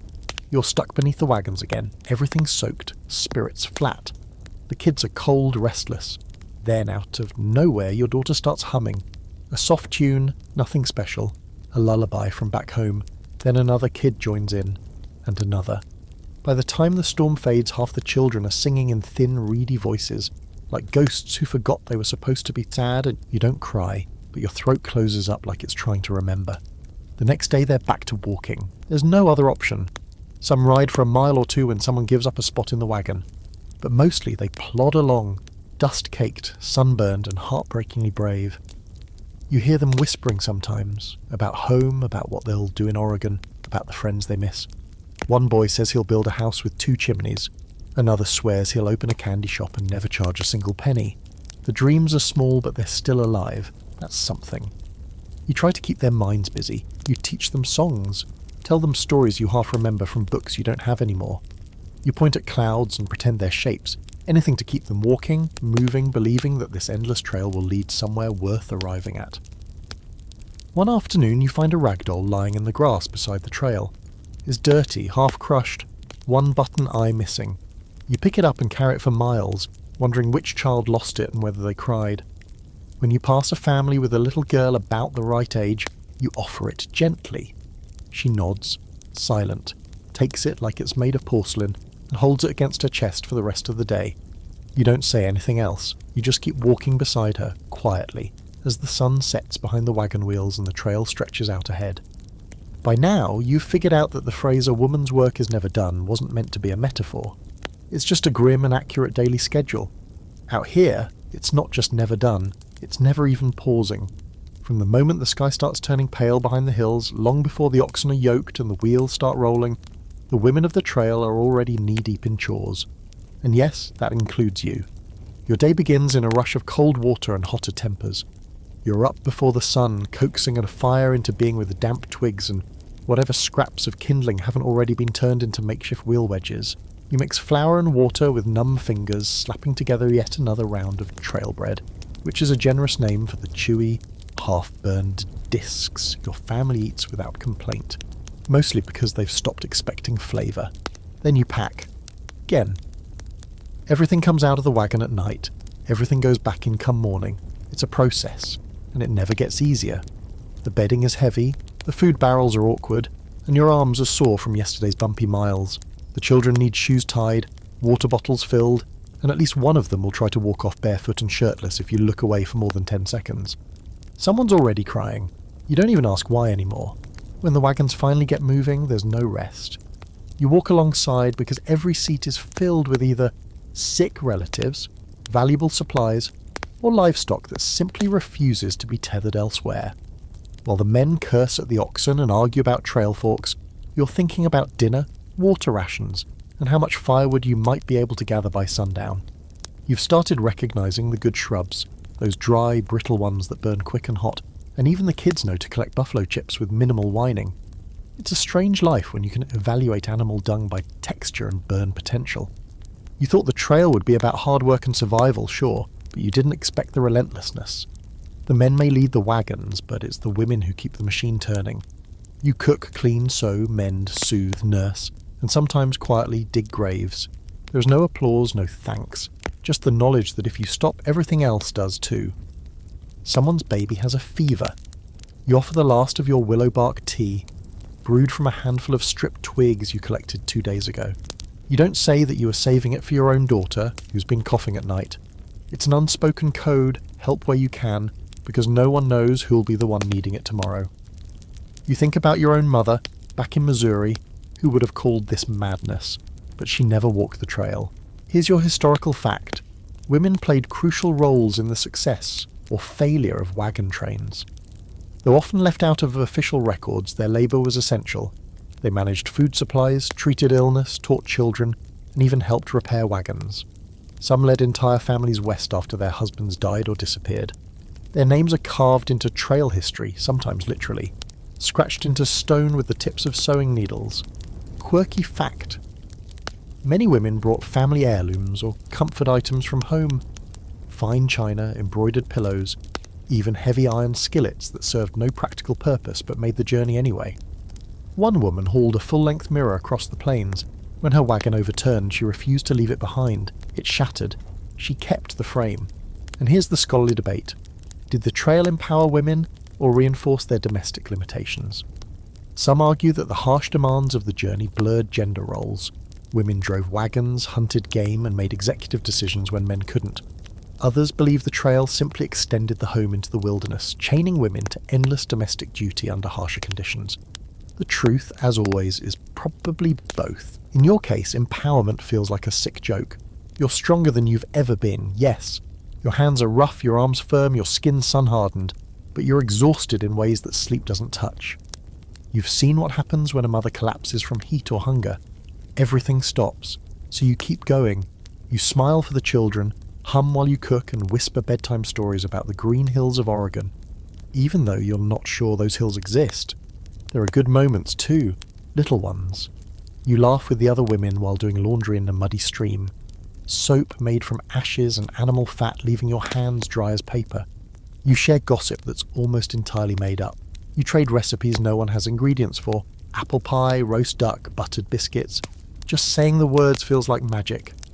One woman draws a cake in the dirt and everyone stares at it like it's a vision. Sometimes you tell stories while you walk. The children gather close, their faces flushed and eager, grateful for something, anything to break the endless rhythm of boots on dirt. You tell them about queens and dragons, sea voyages and cities full of light. You don't mention that you've never seen any of those things yourself. Doesn't matter. Out here, fantasy is a form of survival. One night, a woman gives birth beside a wagon. The labour is long, the pain sharp. You boil water, tear strips of cloth and murmur encouragement while trying not to show your own fear. The baby arrives in silence, the mother in tears. You wrap the child, hand him over, and then go back to stirring the beans. The next morning you rise like always. You roll up bedding, brush dirt off your skirt, check for blisters on the kid's feet. You lift the coffee pot with hands that tremble only a little. Another day, another mile. Sometimes as you walk you let yourself dream about a real bed. A house with 4 walls. A quiet afternoon where the loudest thing is a bird in a tree you actually planted. Maybe a porch, a rocking chair, and no more wagons. But for now, you stir the pot. You sew another shirt, you wipe another child's face. And when the men talk about the real work of the trail, you nod and smile. And don't bother correcting them. Because while they conquer miles, you're conquering everything else. You stop counting the graves after the first dozen. At first, each one stabs you. A pang of grief, a sharp reminder that someone's journey ended right there in the dirt. But somewhere along the trail, the edges of morning dull, and the sadness settles into something quieter. You still feel it, of course. The heaviness never leaves, but you learn how to carry it alongside your water jug and firewood bundle. The graves are everywhere now, sometimes marked with stones, sometimes just a wooden plank stuck in the ground, a name carved with a pocket knife. Other times there's nothing, no marker, no date, just a disturbed patch of earth, already losing its shape to the wind. You pass one every few miles. The kids don't ask anymore. They used to, "Who was that? What happened?" But now they just walk a little faster, eyes down. When you help bury someone, there's always a ritual, even if it's makeshift. A few words, a hymn if someone remembers one, a silent moment. Heads bowed. You've lost people from your wagon, and you've helped bury strangers. Grief hits different when you're the one holding the shovel. There's no pasta, no linen, no promises of a better place, just dirt and loss and the pressure to finish before sundown. Some graves have flowers, some have nothing. A few are dug with care, lined with stones to keep animals out. Others are rushed, shallow, filled with guilt and urgency. You've had to leave graves behind mid-shovel because wolves were circling or thunderclouds were moving. Too fast. Once, you buried a woman's body with her bonnet pulled down over her face and only a few lines of verse murmured between sobs. You didn't know her name, and yet you remember all of them.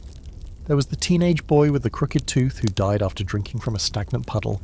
The old man who wandered off into the grass and never came back, maybe a stroke, maybe just tired of walking.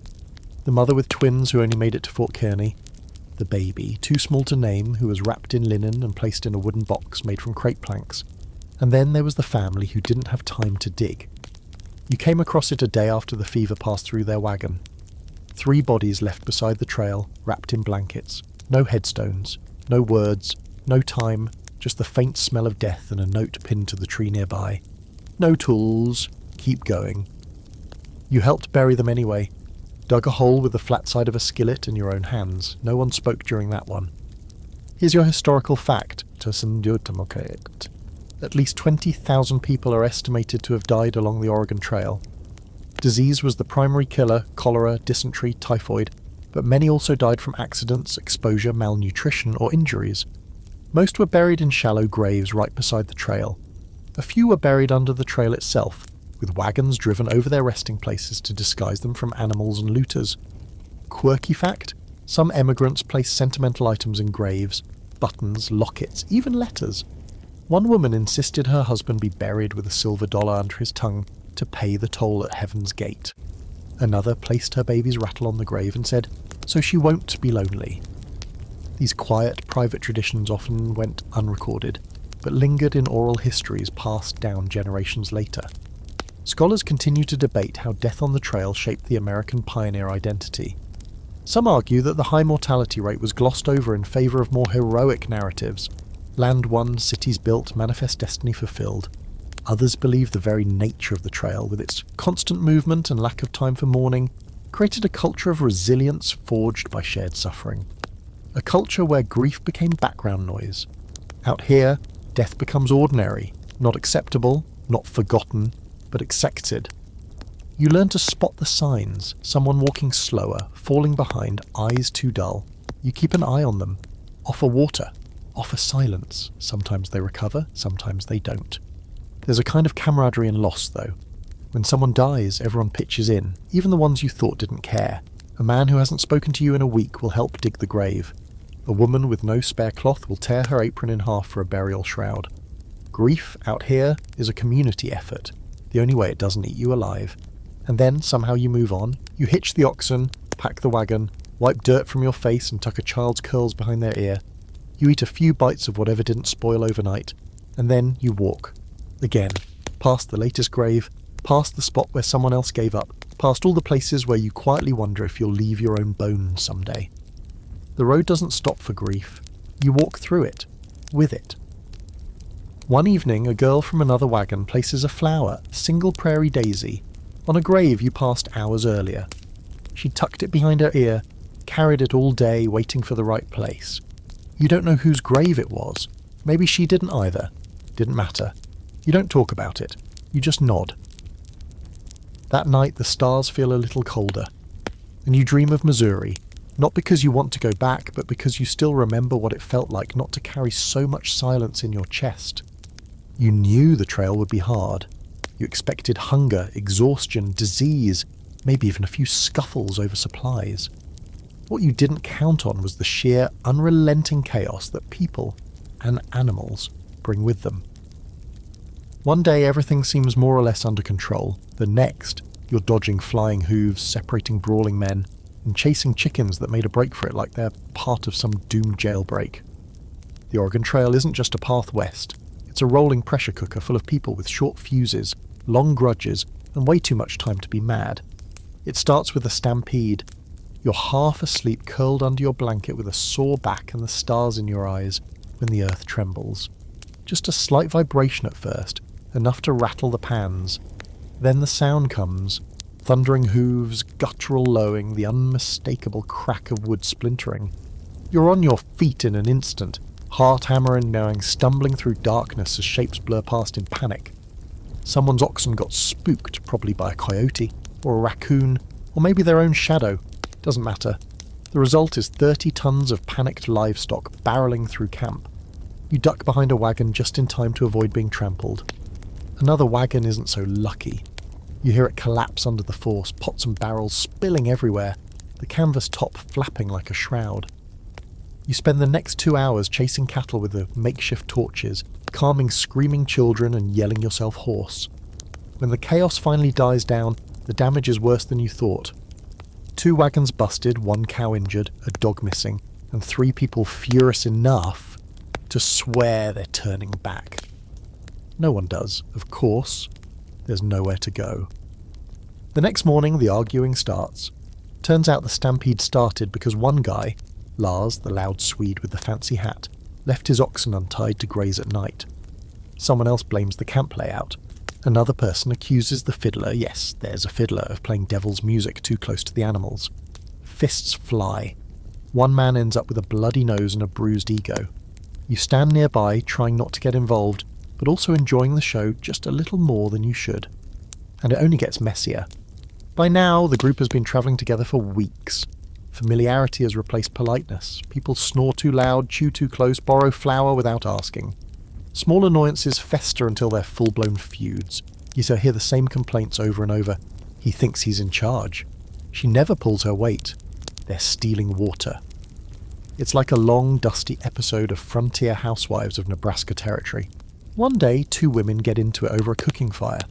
One claims the other's kid stole her salt pork.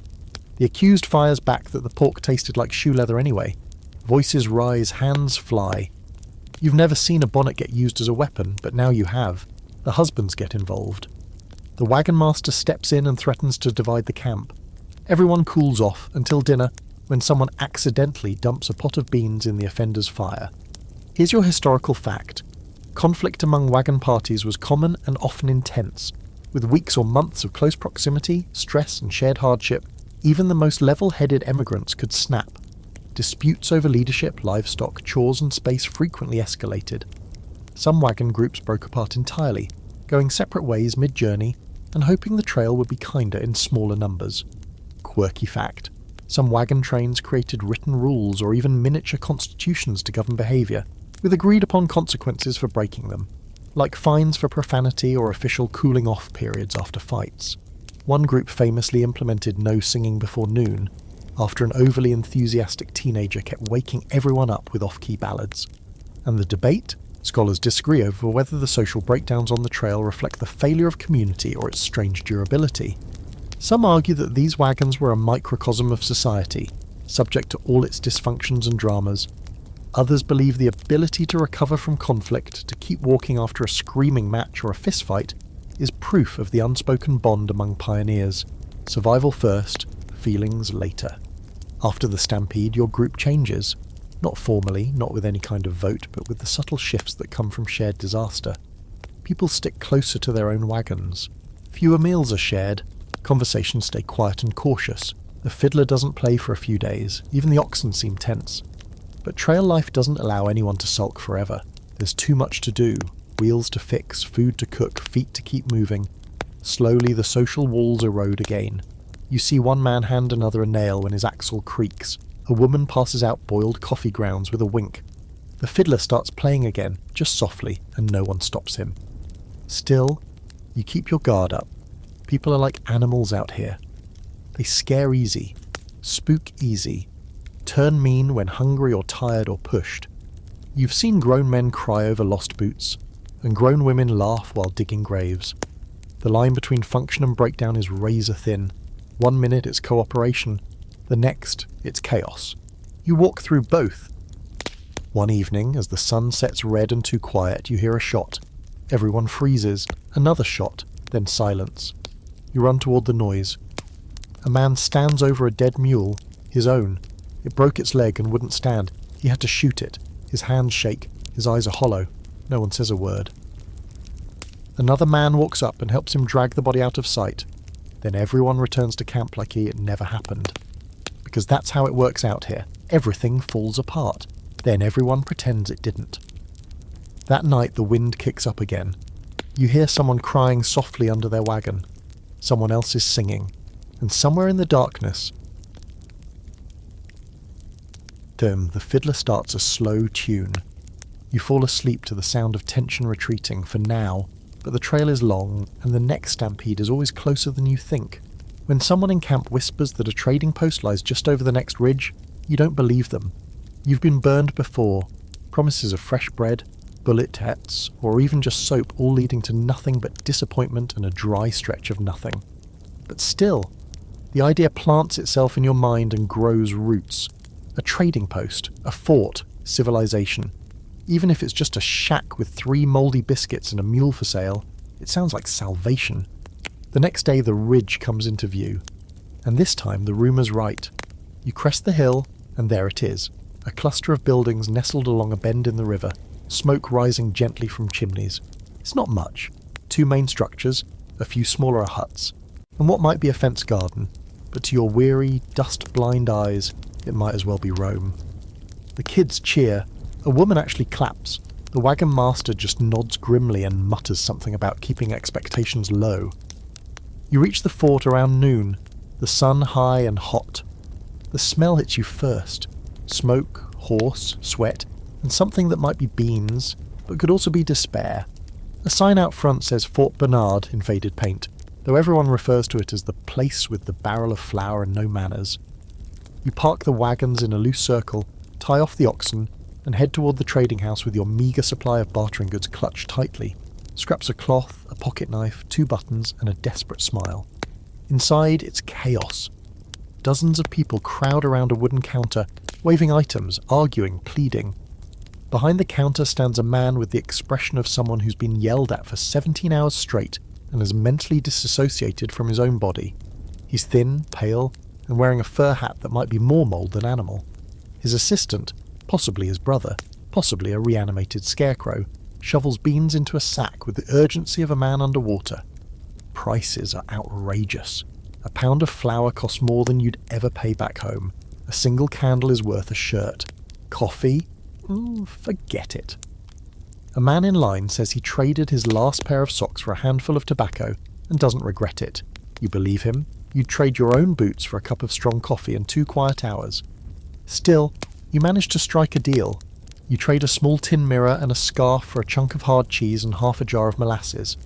The man behind the counter eyes you like he's making a very unwise business decision. You smile sweetly and back away before he changes his mind. Outside, the others are making similar trades. Some for supplies, some for stories. One young man gets roped into a dice game and loses the only bar of soap in his family. Another woman barters for a new bonnet and walks around camp like royalty for the rest of the day. You get water from the well, cool, clean and miraculous. The kids bathe in the shallows of the river with actual soap. You scrape mud off your boots, scrub your face and sit for a moment without doing anything, just breathing, watching. That alone feels luxurious. Here's your historical fact. Trading posts and forts were crucial to overland migration. Fort Kearney, Fort Laramie and Fort Bridger were key supply stops for emigrants, offering food, tools and information about trail conditions ahead. Prices varied wildly, and while some posts were known for fairness, others were infamous for gouging desperate travellers. Still, they often meant the difference between survival and failure. Quirky fact. Some forts sold soda biscuits made with saleratus, an early baking soda that left the bread with a strange flavour and sometimes a greenish tint. One traveller swore the biscuits tasted like lye soap, but were soft enough to eat with a toothache. Another described them as both food and punishment. Scholars often debate the role of trading posts as cultural hubs. Beyond commerce, these places became crossroads where emigrants, fur trappers, missionaries, indigenous peoples and outlaws all converged, sometimes to trade, sometimes to argue, and sometimes to quietly observe one another from a safe distance. Diaries describe uneasy peace, tense negotiations, and the occasional unlikely friendship born over a shared bottle of whiskey. That night the fort becomes a festival ground, fires burn higher. Meals are slightly less grim. Someone opens a bottle of something labelled medicinal and passes it around. The children run wild through the grass, faces clean for once. Even the oxen seem to relax, standing still without anyone yelling at them for 5 minutes straight. You trade for a bit of news too. Word comes from a wagon train ahead of you. They lost 3 to cholera, but say the mountain passes are clear for now. Another traveller shares a crude map he drew himself. It's mostly scribbles, but it gives you hope that you're at least not lost. But not everyone is comforted. A man from your group corners the trading post assistant and demands to know how many days it is to the next fort. The assistant shrugs and says, "Depends who's sick and whose wheel breaks." The man curses and storms off, muttering something about damn fools and dust. Even in this brief moment of respite, tension simmers. Supplies are tight, nerves are frayed, and no matter how good it feels to rest, you know you can't stay. The next morning you wake early. You refill your water, pack up your wagon, and make sure the molasses jar is safely tucked between sacks of beans. You say goodbye to the strange little cluster of buildings that gave you a break from the endless road. You walk past the carved initials on the fort's gate, evidence that you're not the first to pass through and you won't be the last. As the wagons roll out, a boy waves goodbye to one of the fort's workers, a teenage girl who nods solemnly, then turns back to her chores. The boy sighs. You don't say anything, but you understand. The trail doesn't allow for long goodbyes, only forward motion. You glance back one last time at the fort, small, stubborn, weather-beaten, and then let it fade into the dust. Ahead lies more prairie, more hunger, and a whole lot more walking. There's a goat asleep in your bedroll. You don't know how it got there. You don't know whose it is, and honestly, you don't care. It's warm, it's not biting anyone, and at this point in the trail that qualifies as a welcome guest. You nudge it gently and it blinks at you like it owns the place. Then it farts and trots off to chew on someone's firewood. You sit up slowly, bones groaning, and realise that you've started seeing your fellow creatures, pets, livestock, even the random squirrel, as members of the caravan, just as vital and dysfunctional as the humans. Take Pickles, for example. Pickles is the goat that joined your train back near Fort Kearney. You're not sure who originally owned him, but somewhere along the line, ownership became communal. Pickles has visited every wagon, chewed on every bonnet, and tried to headbutt every sleeping ox. He's fearless, foul-smelling, and oddly affectionate. The children adore him, the adults mostly tolerate him, but deep down everyone agrees. He's the emotional support goat of the Oregon Trail. Then there's Buster the dog, half mutt, half hero. He guards the wagons at night, barks at anything suspicious, which is everything, and once chased off a coyote with a more courage than sense. He's taken to walking beside the wagon with a purposeful gait, like he's on patrol. His ears are always alert, his tail twitching like a metronome. He sleeps curled under the tongue of the lead wagon, and growls at strangers like he's seen some things, which, frankly, he has. Livestock too have become more than cargo. You used to think of your oxen as walking engines. Now they're family. You know their moos, which one likes to be scratched behind the ears, which one pretends to limp for sympathy. You talk to them more than you talk to some people. After all, they listen, and they don't try to lecture you on proper axle maintenance. Your milk cow, Lucy, is a trooper.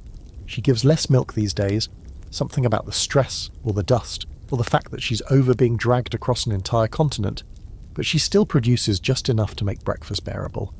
You protect her like she's royalty. When she got a small cut on her leg, half the camp pitched in to bandage it and sing soothing songs, which mostly just confused her. Still, she mooed in approval. Here's your historical fact.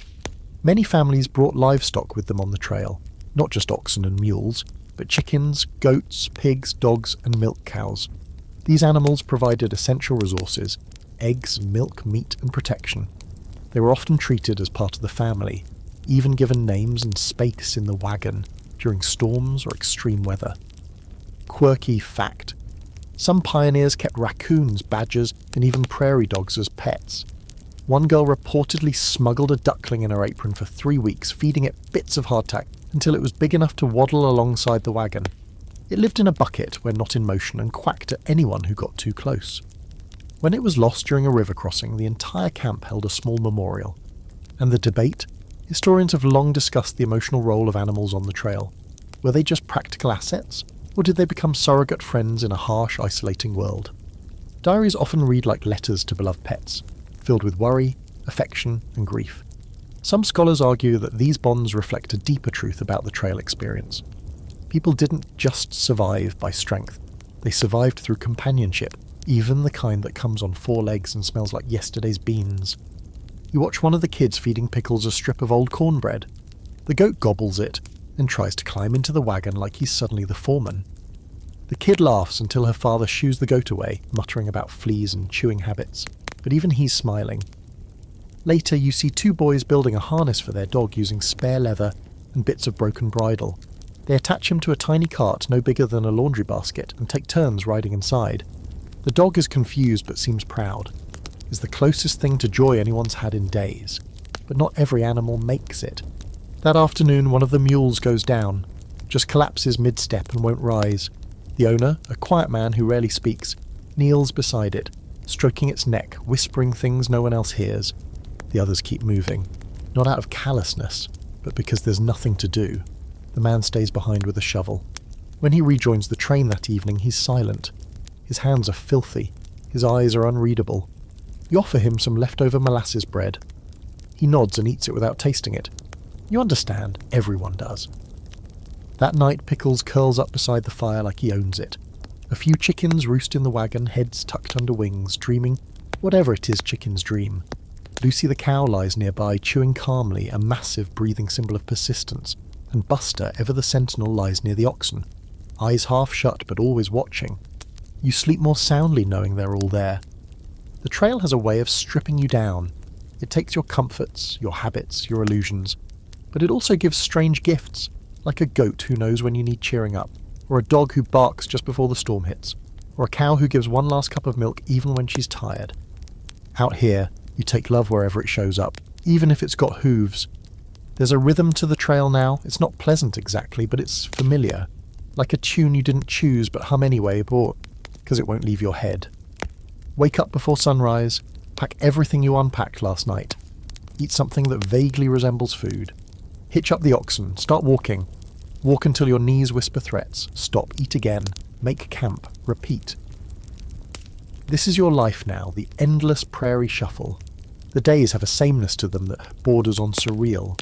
Time becomes elastic. You forget what month it is, then what week. At some point, even the days blur together like smeared ink. The only real calendar you have is your body. A blister on your right heel that's almost healed. The dull ache in your lower back that's been there since you slipped stepping over that stump. You mark the passage of time by injuries, not dates. 15 to 20 miles a day. That's what the wagon master said at the start, back when his hat was still clean and his optimism intact. Now he doesn't say much, just nods, points, and keeps walking, like the rest of you. You walk past wagon ruts so deep they look like scars carved into the earth. You wonder how many others have passed through here, how many footsteps, how many wheels. You try to imagine the lives left behind. The little girl who lost her doll in this very patch of grass. The woman who gave birth behind that rock. The man who died of heat stroke just over that hill. Their stories are packed into the dirt now, buried under your boots. You get good at walking. Not fast, but steady. You learn the little tricks, how to wrap your toes in cloth to prevent blisters, how to tuck your chin so the sun doesn't fry your neck, how to breathe through your nose when the wind kicks up a dust storm. You pace yourself like an old mule, not glamorous, but effective. Meals are timed to movement now. Breakfast is whatever's left from the night before, eaten cold because lighting a fire at dawn feels like a luxury. Lunch is a mouthful of jerky or a heel of trail bread. You eat while walking, chewing slowly, letting your jaw do double duty with your legs. Dinner, if the day hasn't broken you completely, is a pot of beans or something boiled into submission. The smell of burnt coffee is the only consistent seasoning you have. Here's your historical fact. Most wagon trains aim to cover between 15 and 20 miles a day under ideal conditions, but ideal rarely showed up. Broken wheels, sick livestock, or difficult terrain often cut that figure in half. It took 4 to 6 months to complete the journey, longer if disaster struck, and disaster almost always struck. Quirky fact, some emigrants brought pedometers, yes, 1800s-style mechanical step counters, to track their daily mileage.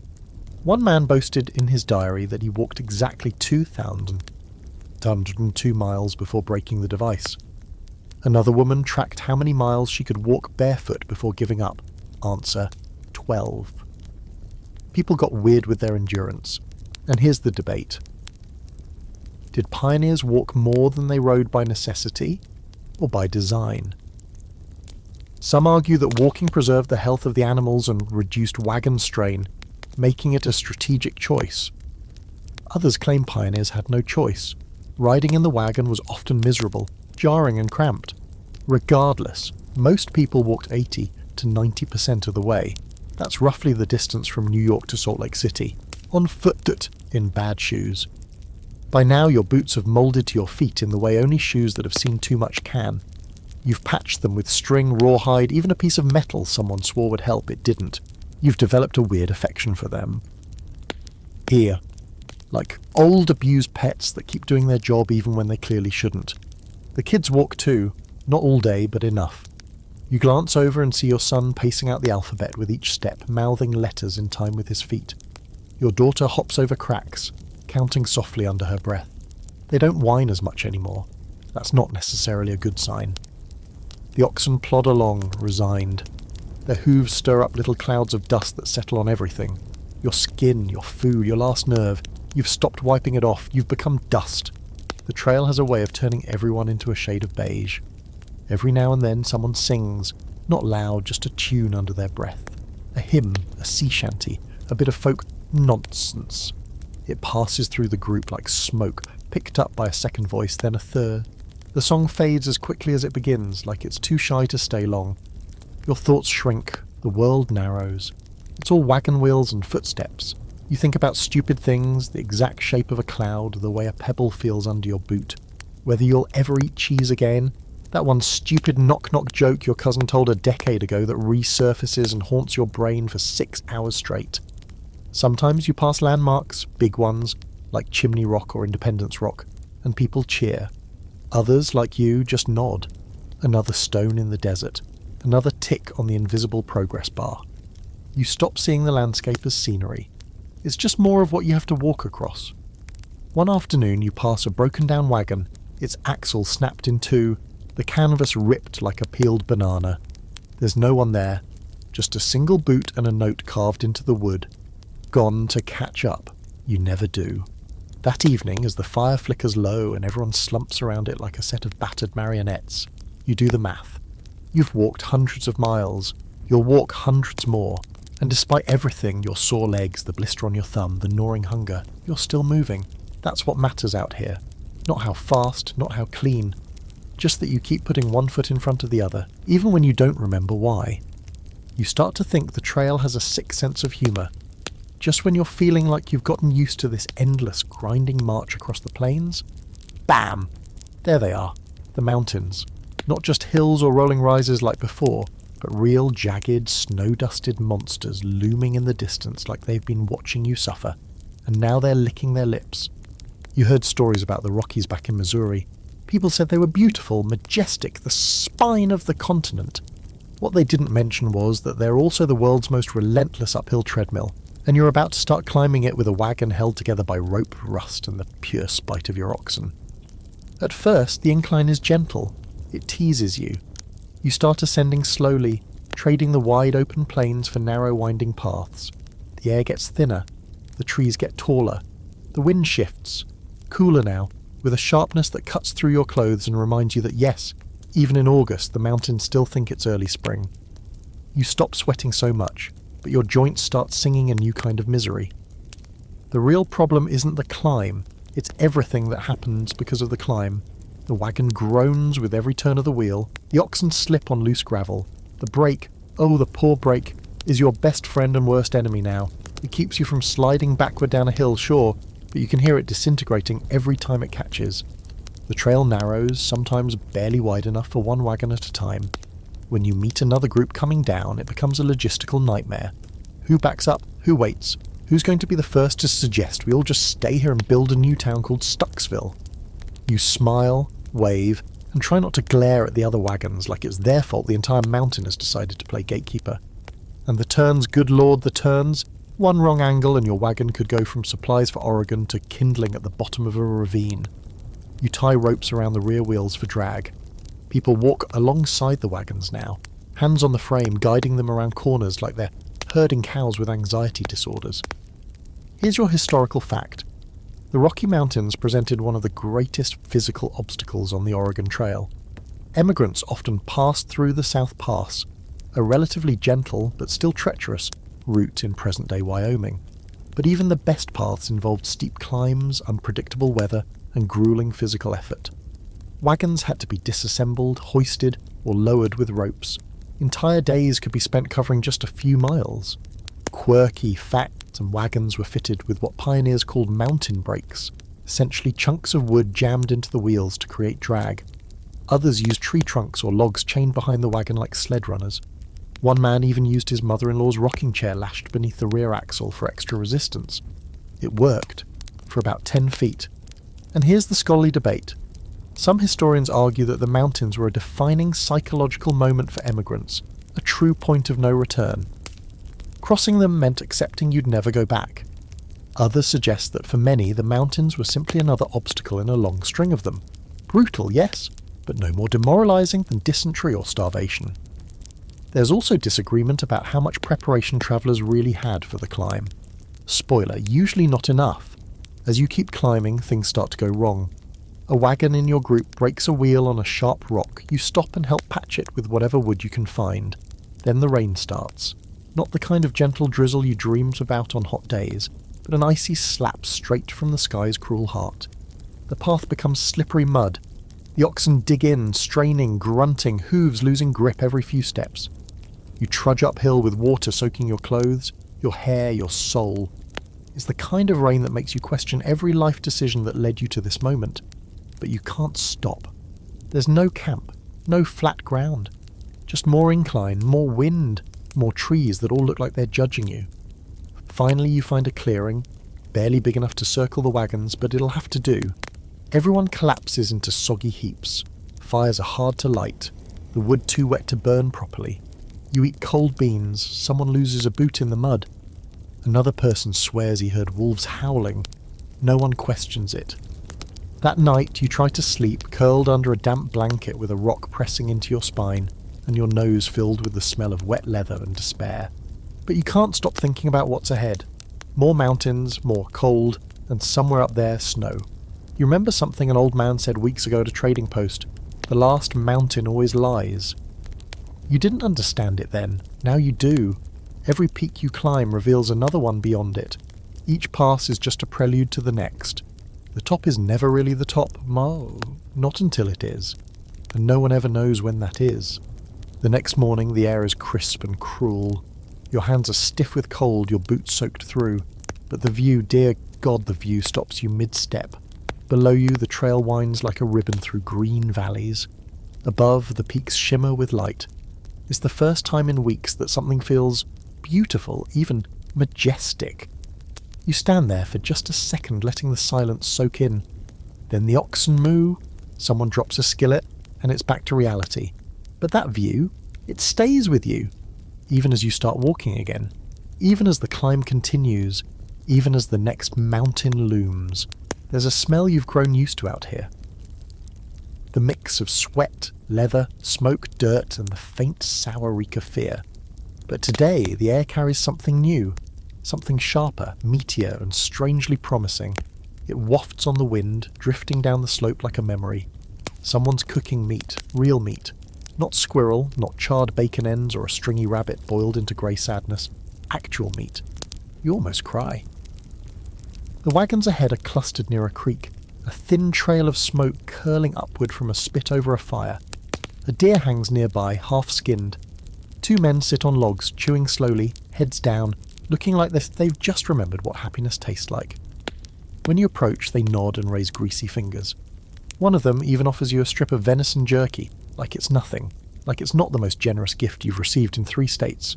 You say thank you. You mean it. Food on the trail has been getting creative. You've had days where your only meal was a handful of beans soaked in last night's dishwater. You've seen people boil leather, scrape moss off rocks, and nibble the crust off old wagon bread like it's the last crust of civilization. The rations that once seemed enough, flour, cornmeal, dried pork, rice, have dwindled to crumbs and regrets. And hunting? Well, let's just say it's more of a gamble than a guarantee. The deer was pure luck. A young buck stumbled down to the creek this morning unaware, or maybe just tired of running. One clean shot and it was down.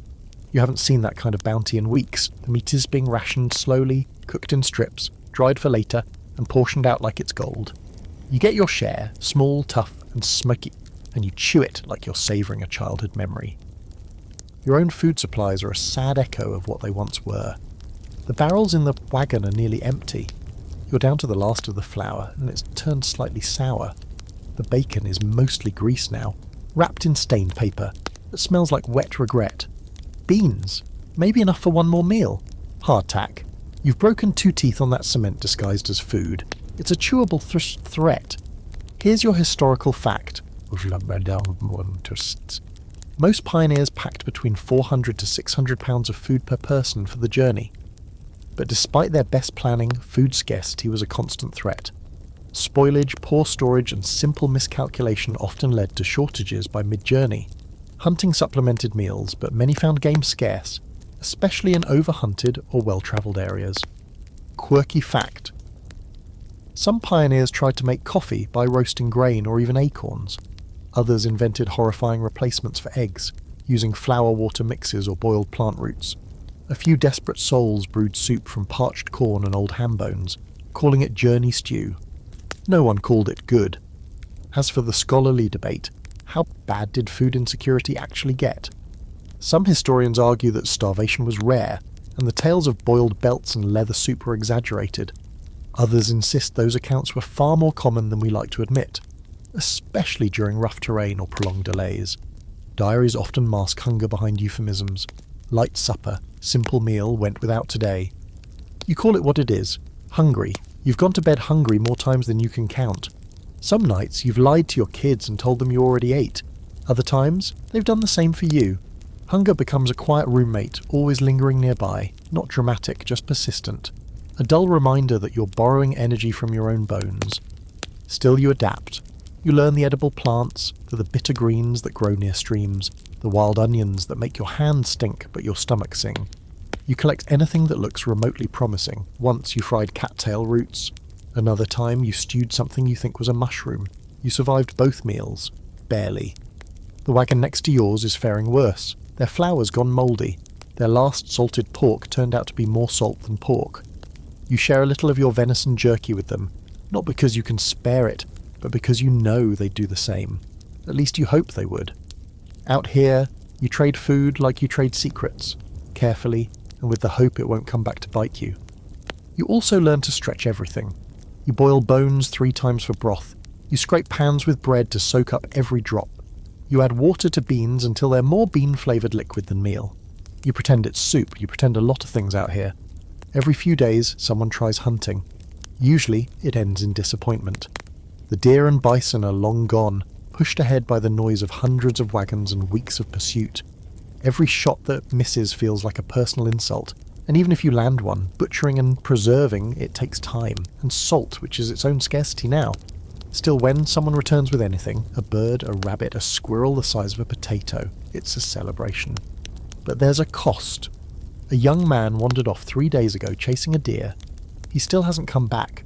His mother pretends he'll show up any minute. His father knows better. That night someone makes dumplings with dried apple slices and a splash of leftover molasses.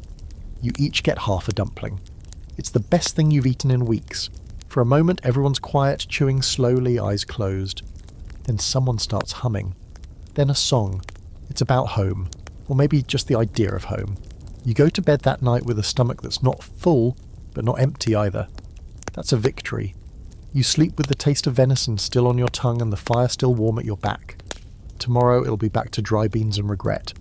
But tonight you've eaten, and out here that's more than enough. The first time you see the river it doesn't look so bad. Wide, yes, but calm, blue-green and glassy, the kind of water that tricks you into thinking it's harmless. You've crossed streams before, creeks, little rivulets that barely splash over your boots, but this is different. This is a real river, the kind you can't see the bottom of, the kind with current strong enough to drag a wagon sideways and never look back. Your wagon master stands at the bank, arms crossed, scanning it like it insulted his mother. He squats, dips his fingers in, tastes it. Why, you don't know, and frowns. Then he turns to the group with a grunt and says, "We're fording it."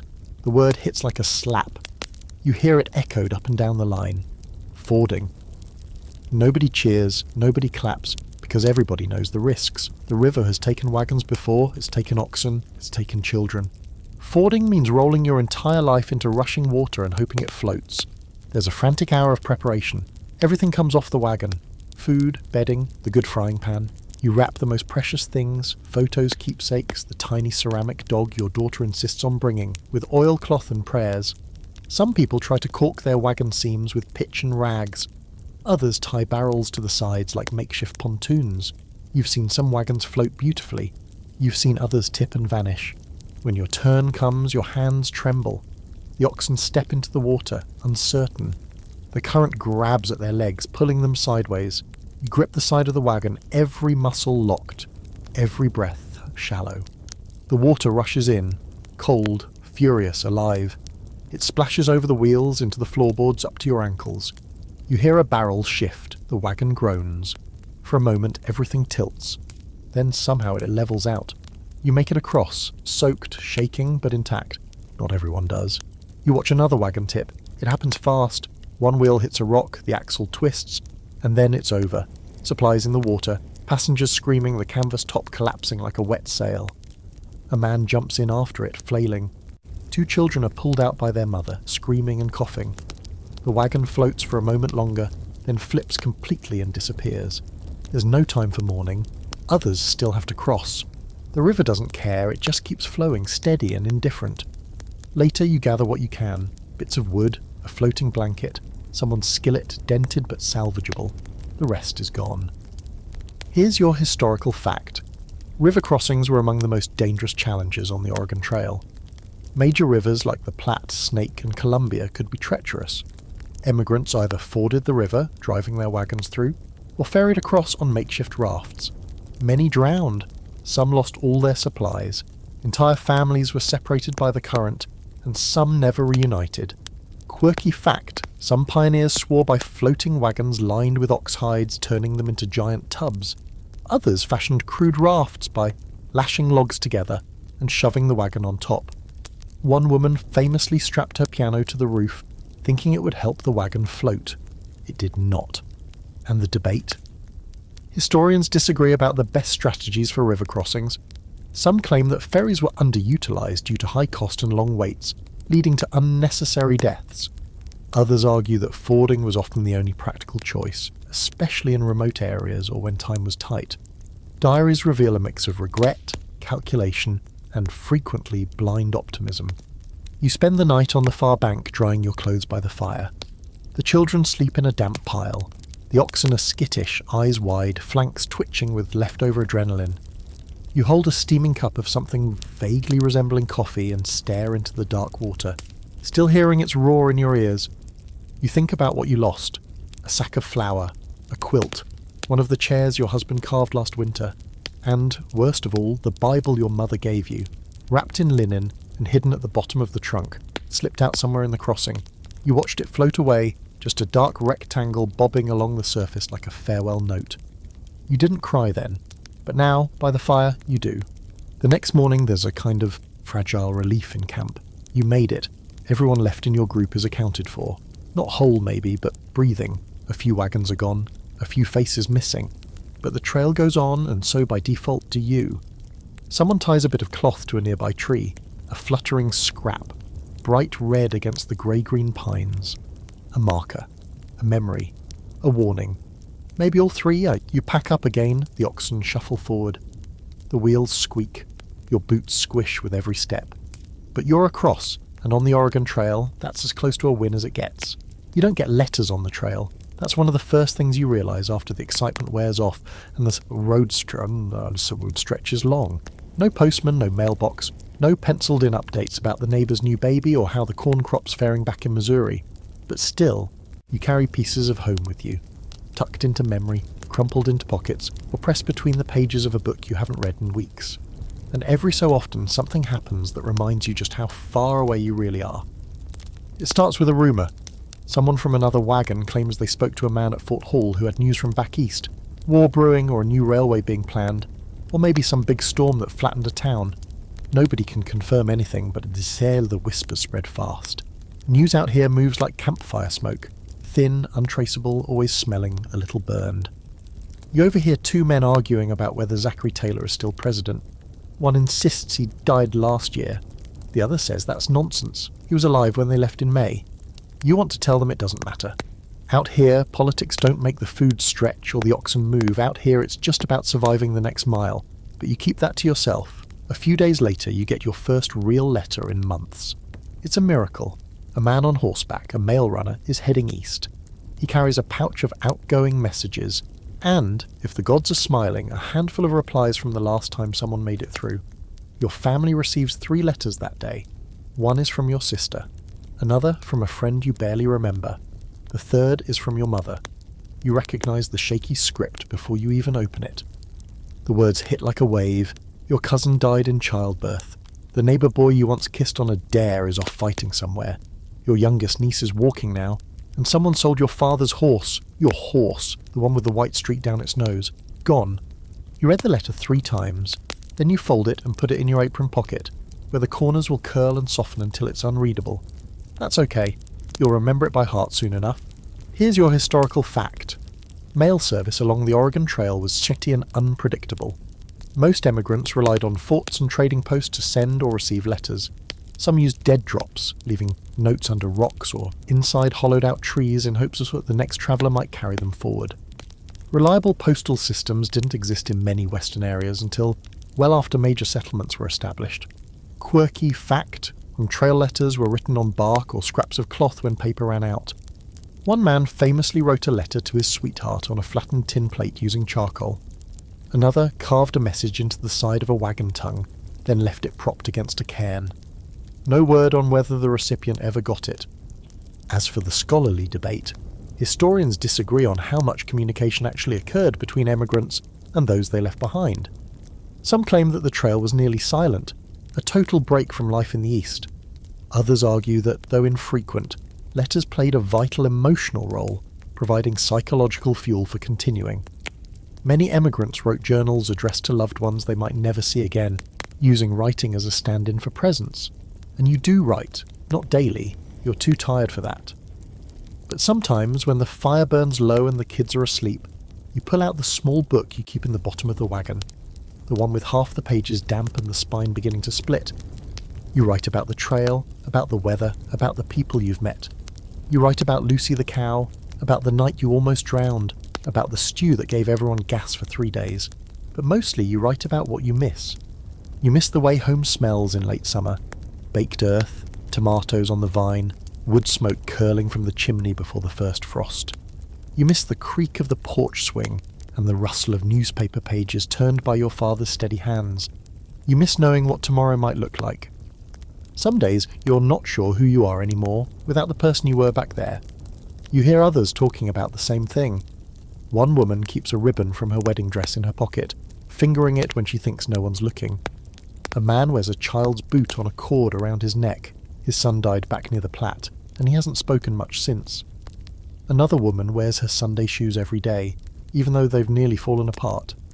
She says she wants to arrive in Oregon looking like she meant to get there. And then there's the ghosts. Not the spooky kind, though the trail has plenty of places that feel haunted.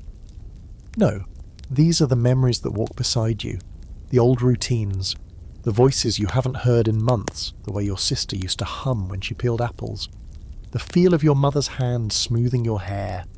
These aren't things you can pack, but they come with you anyway. Sometimes it hurts to remember. Sometimes it's the only thing that keeps you going.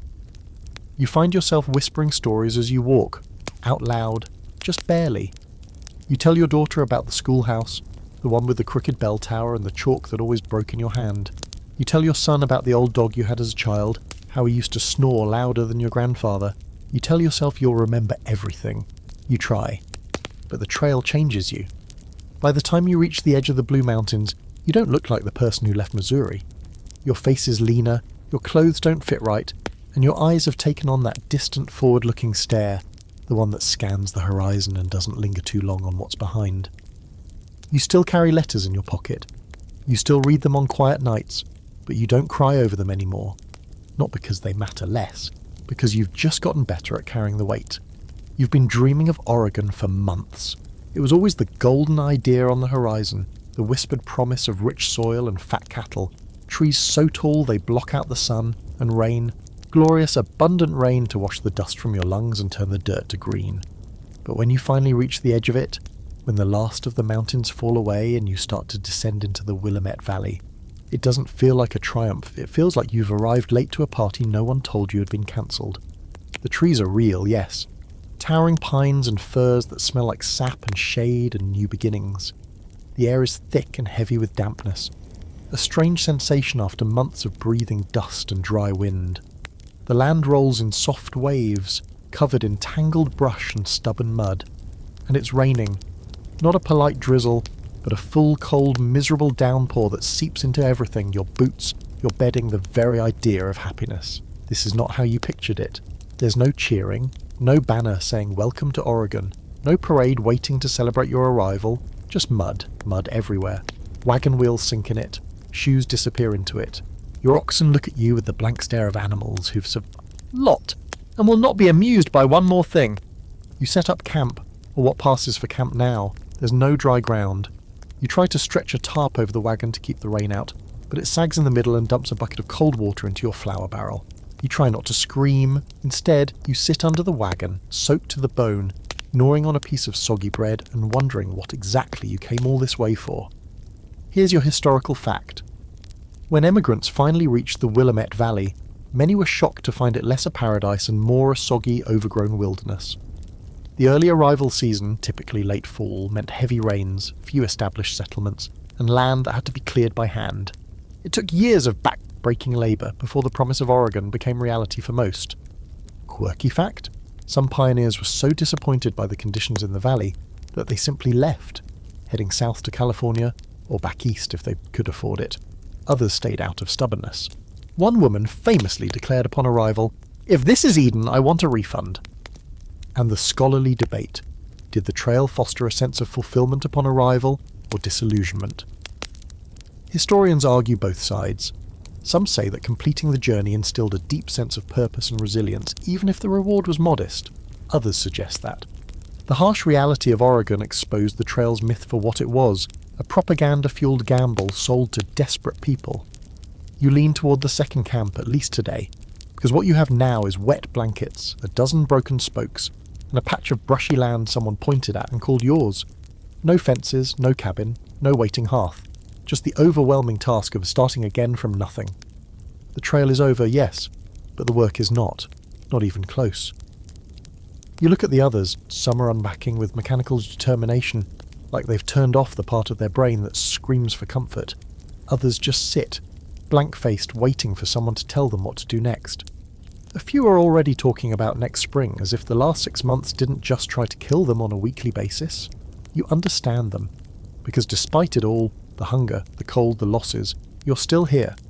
The trail didn't beat you, it changed you, stripped you down and rebuilt you with calloused hands and a spine made of gritted teeth.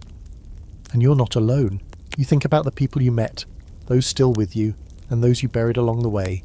You think about Pickles the goat, who vanished somewhere near the Columbia River, last seen eating a hat. You think about Lucy the cow, who limped through her last 100 miles and now grazes nearby like she owns the place.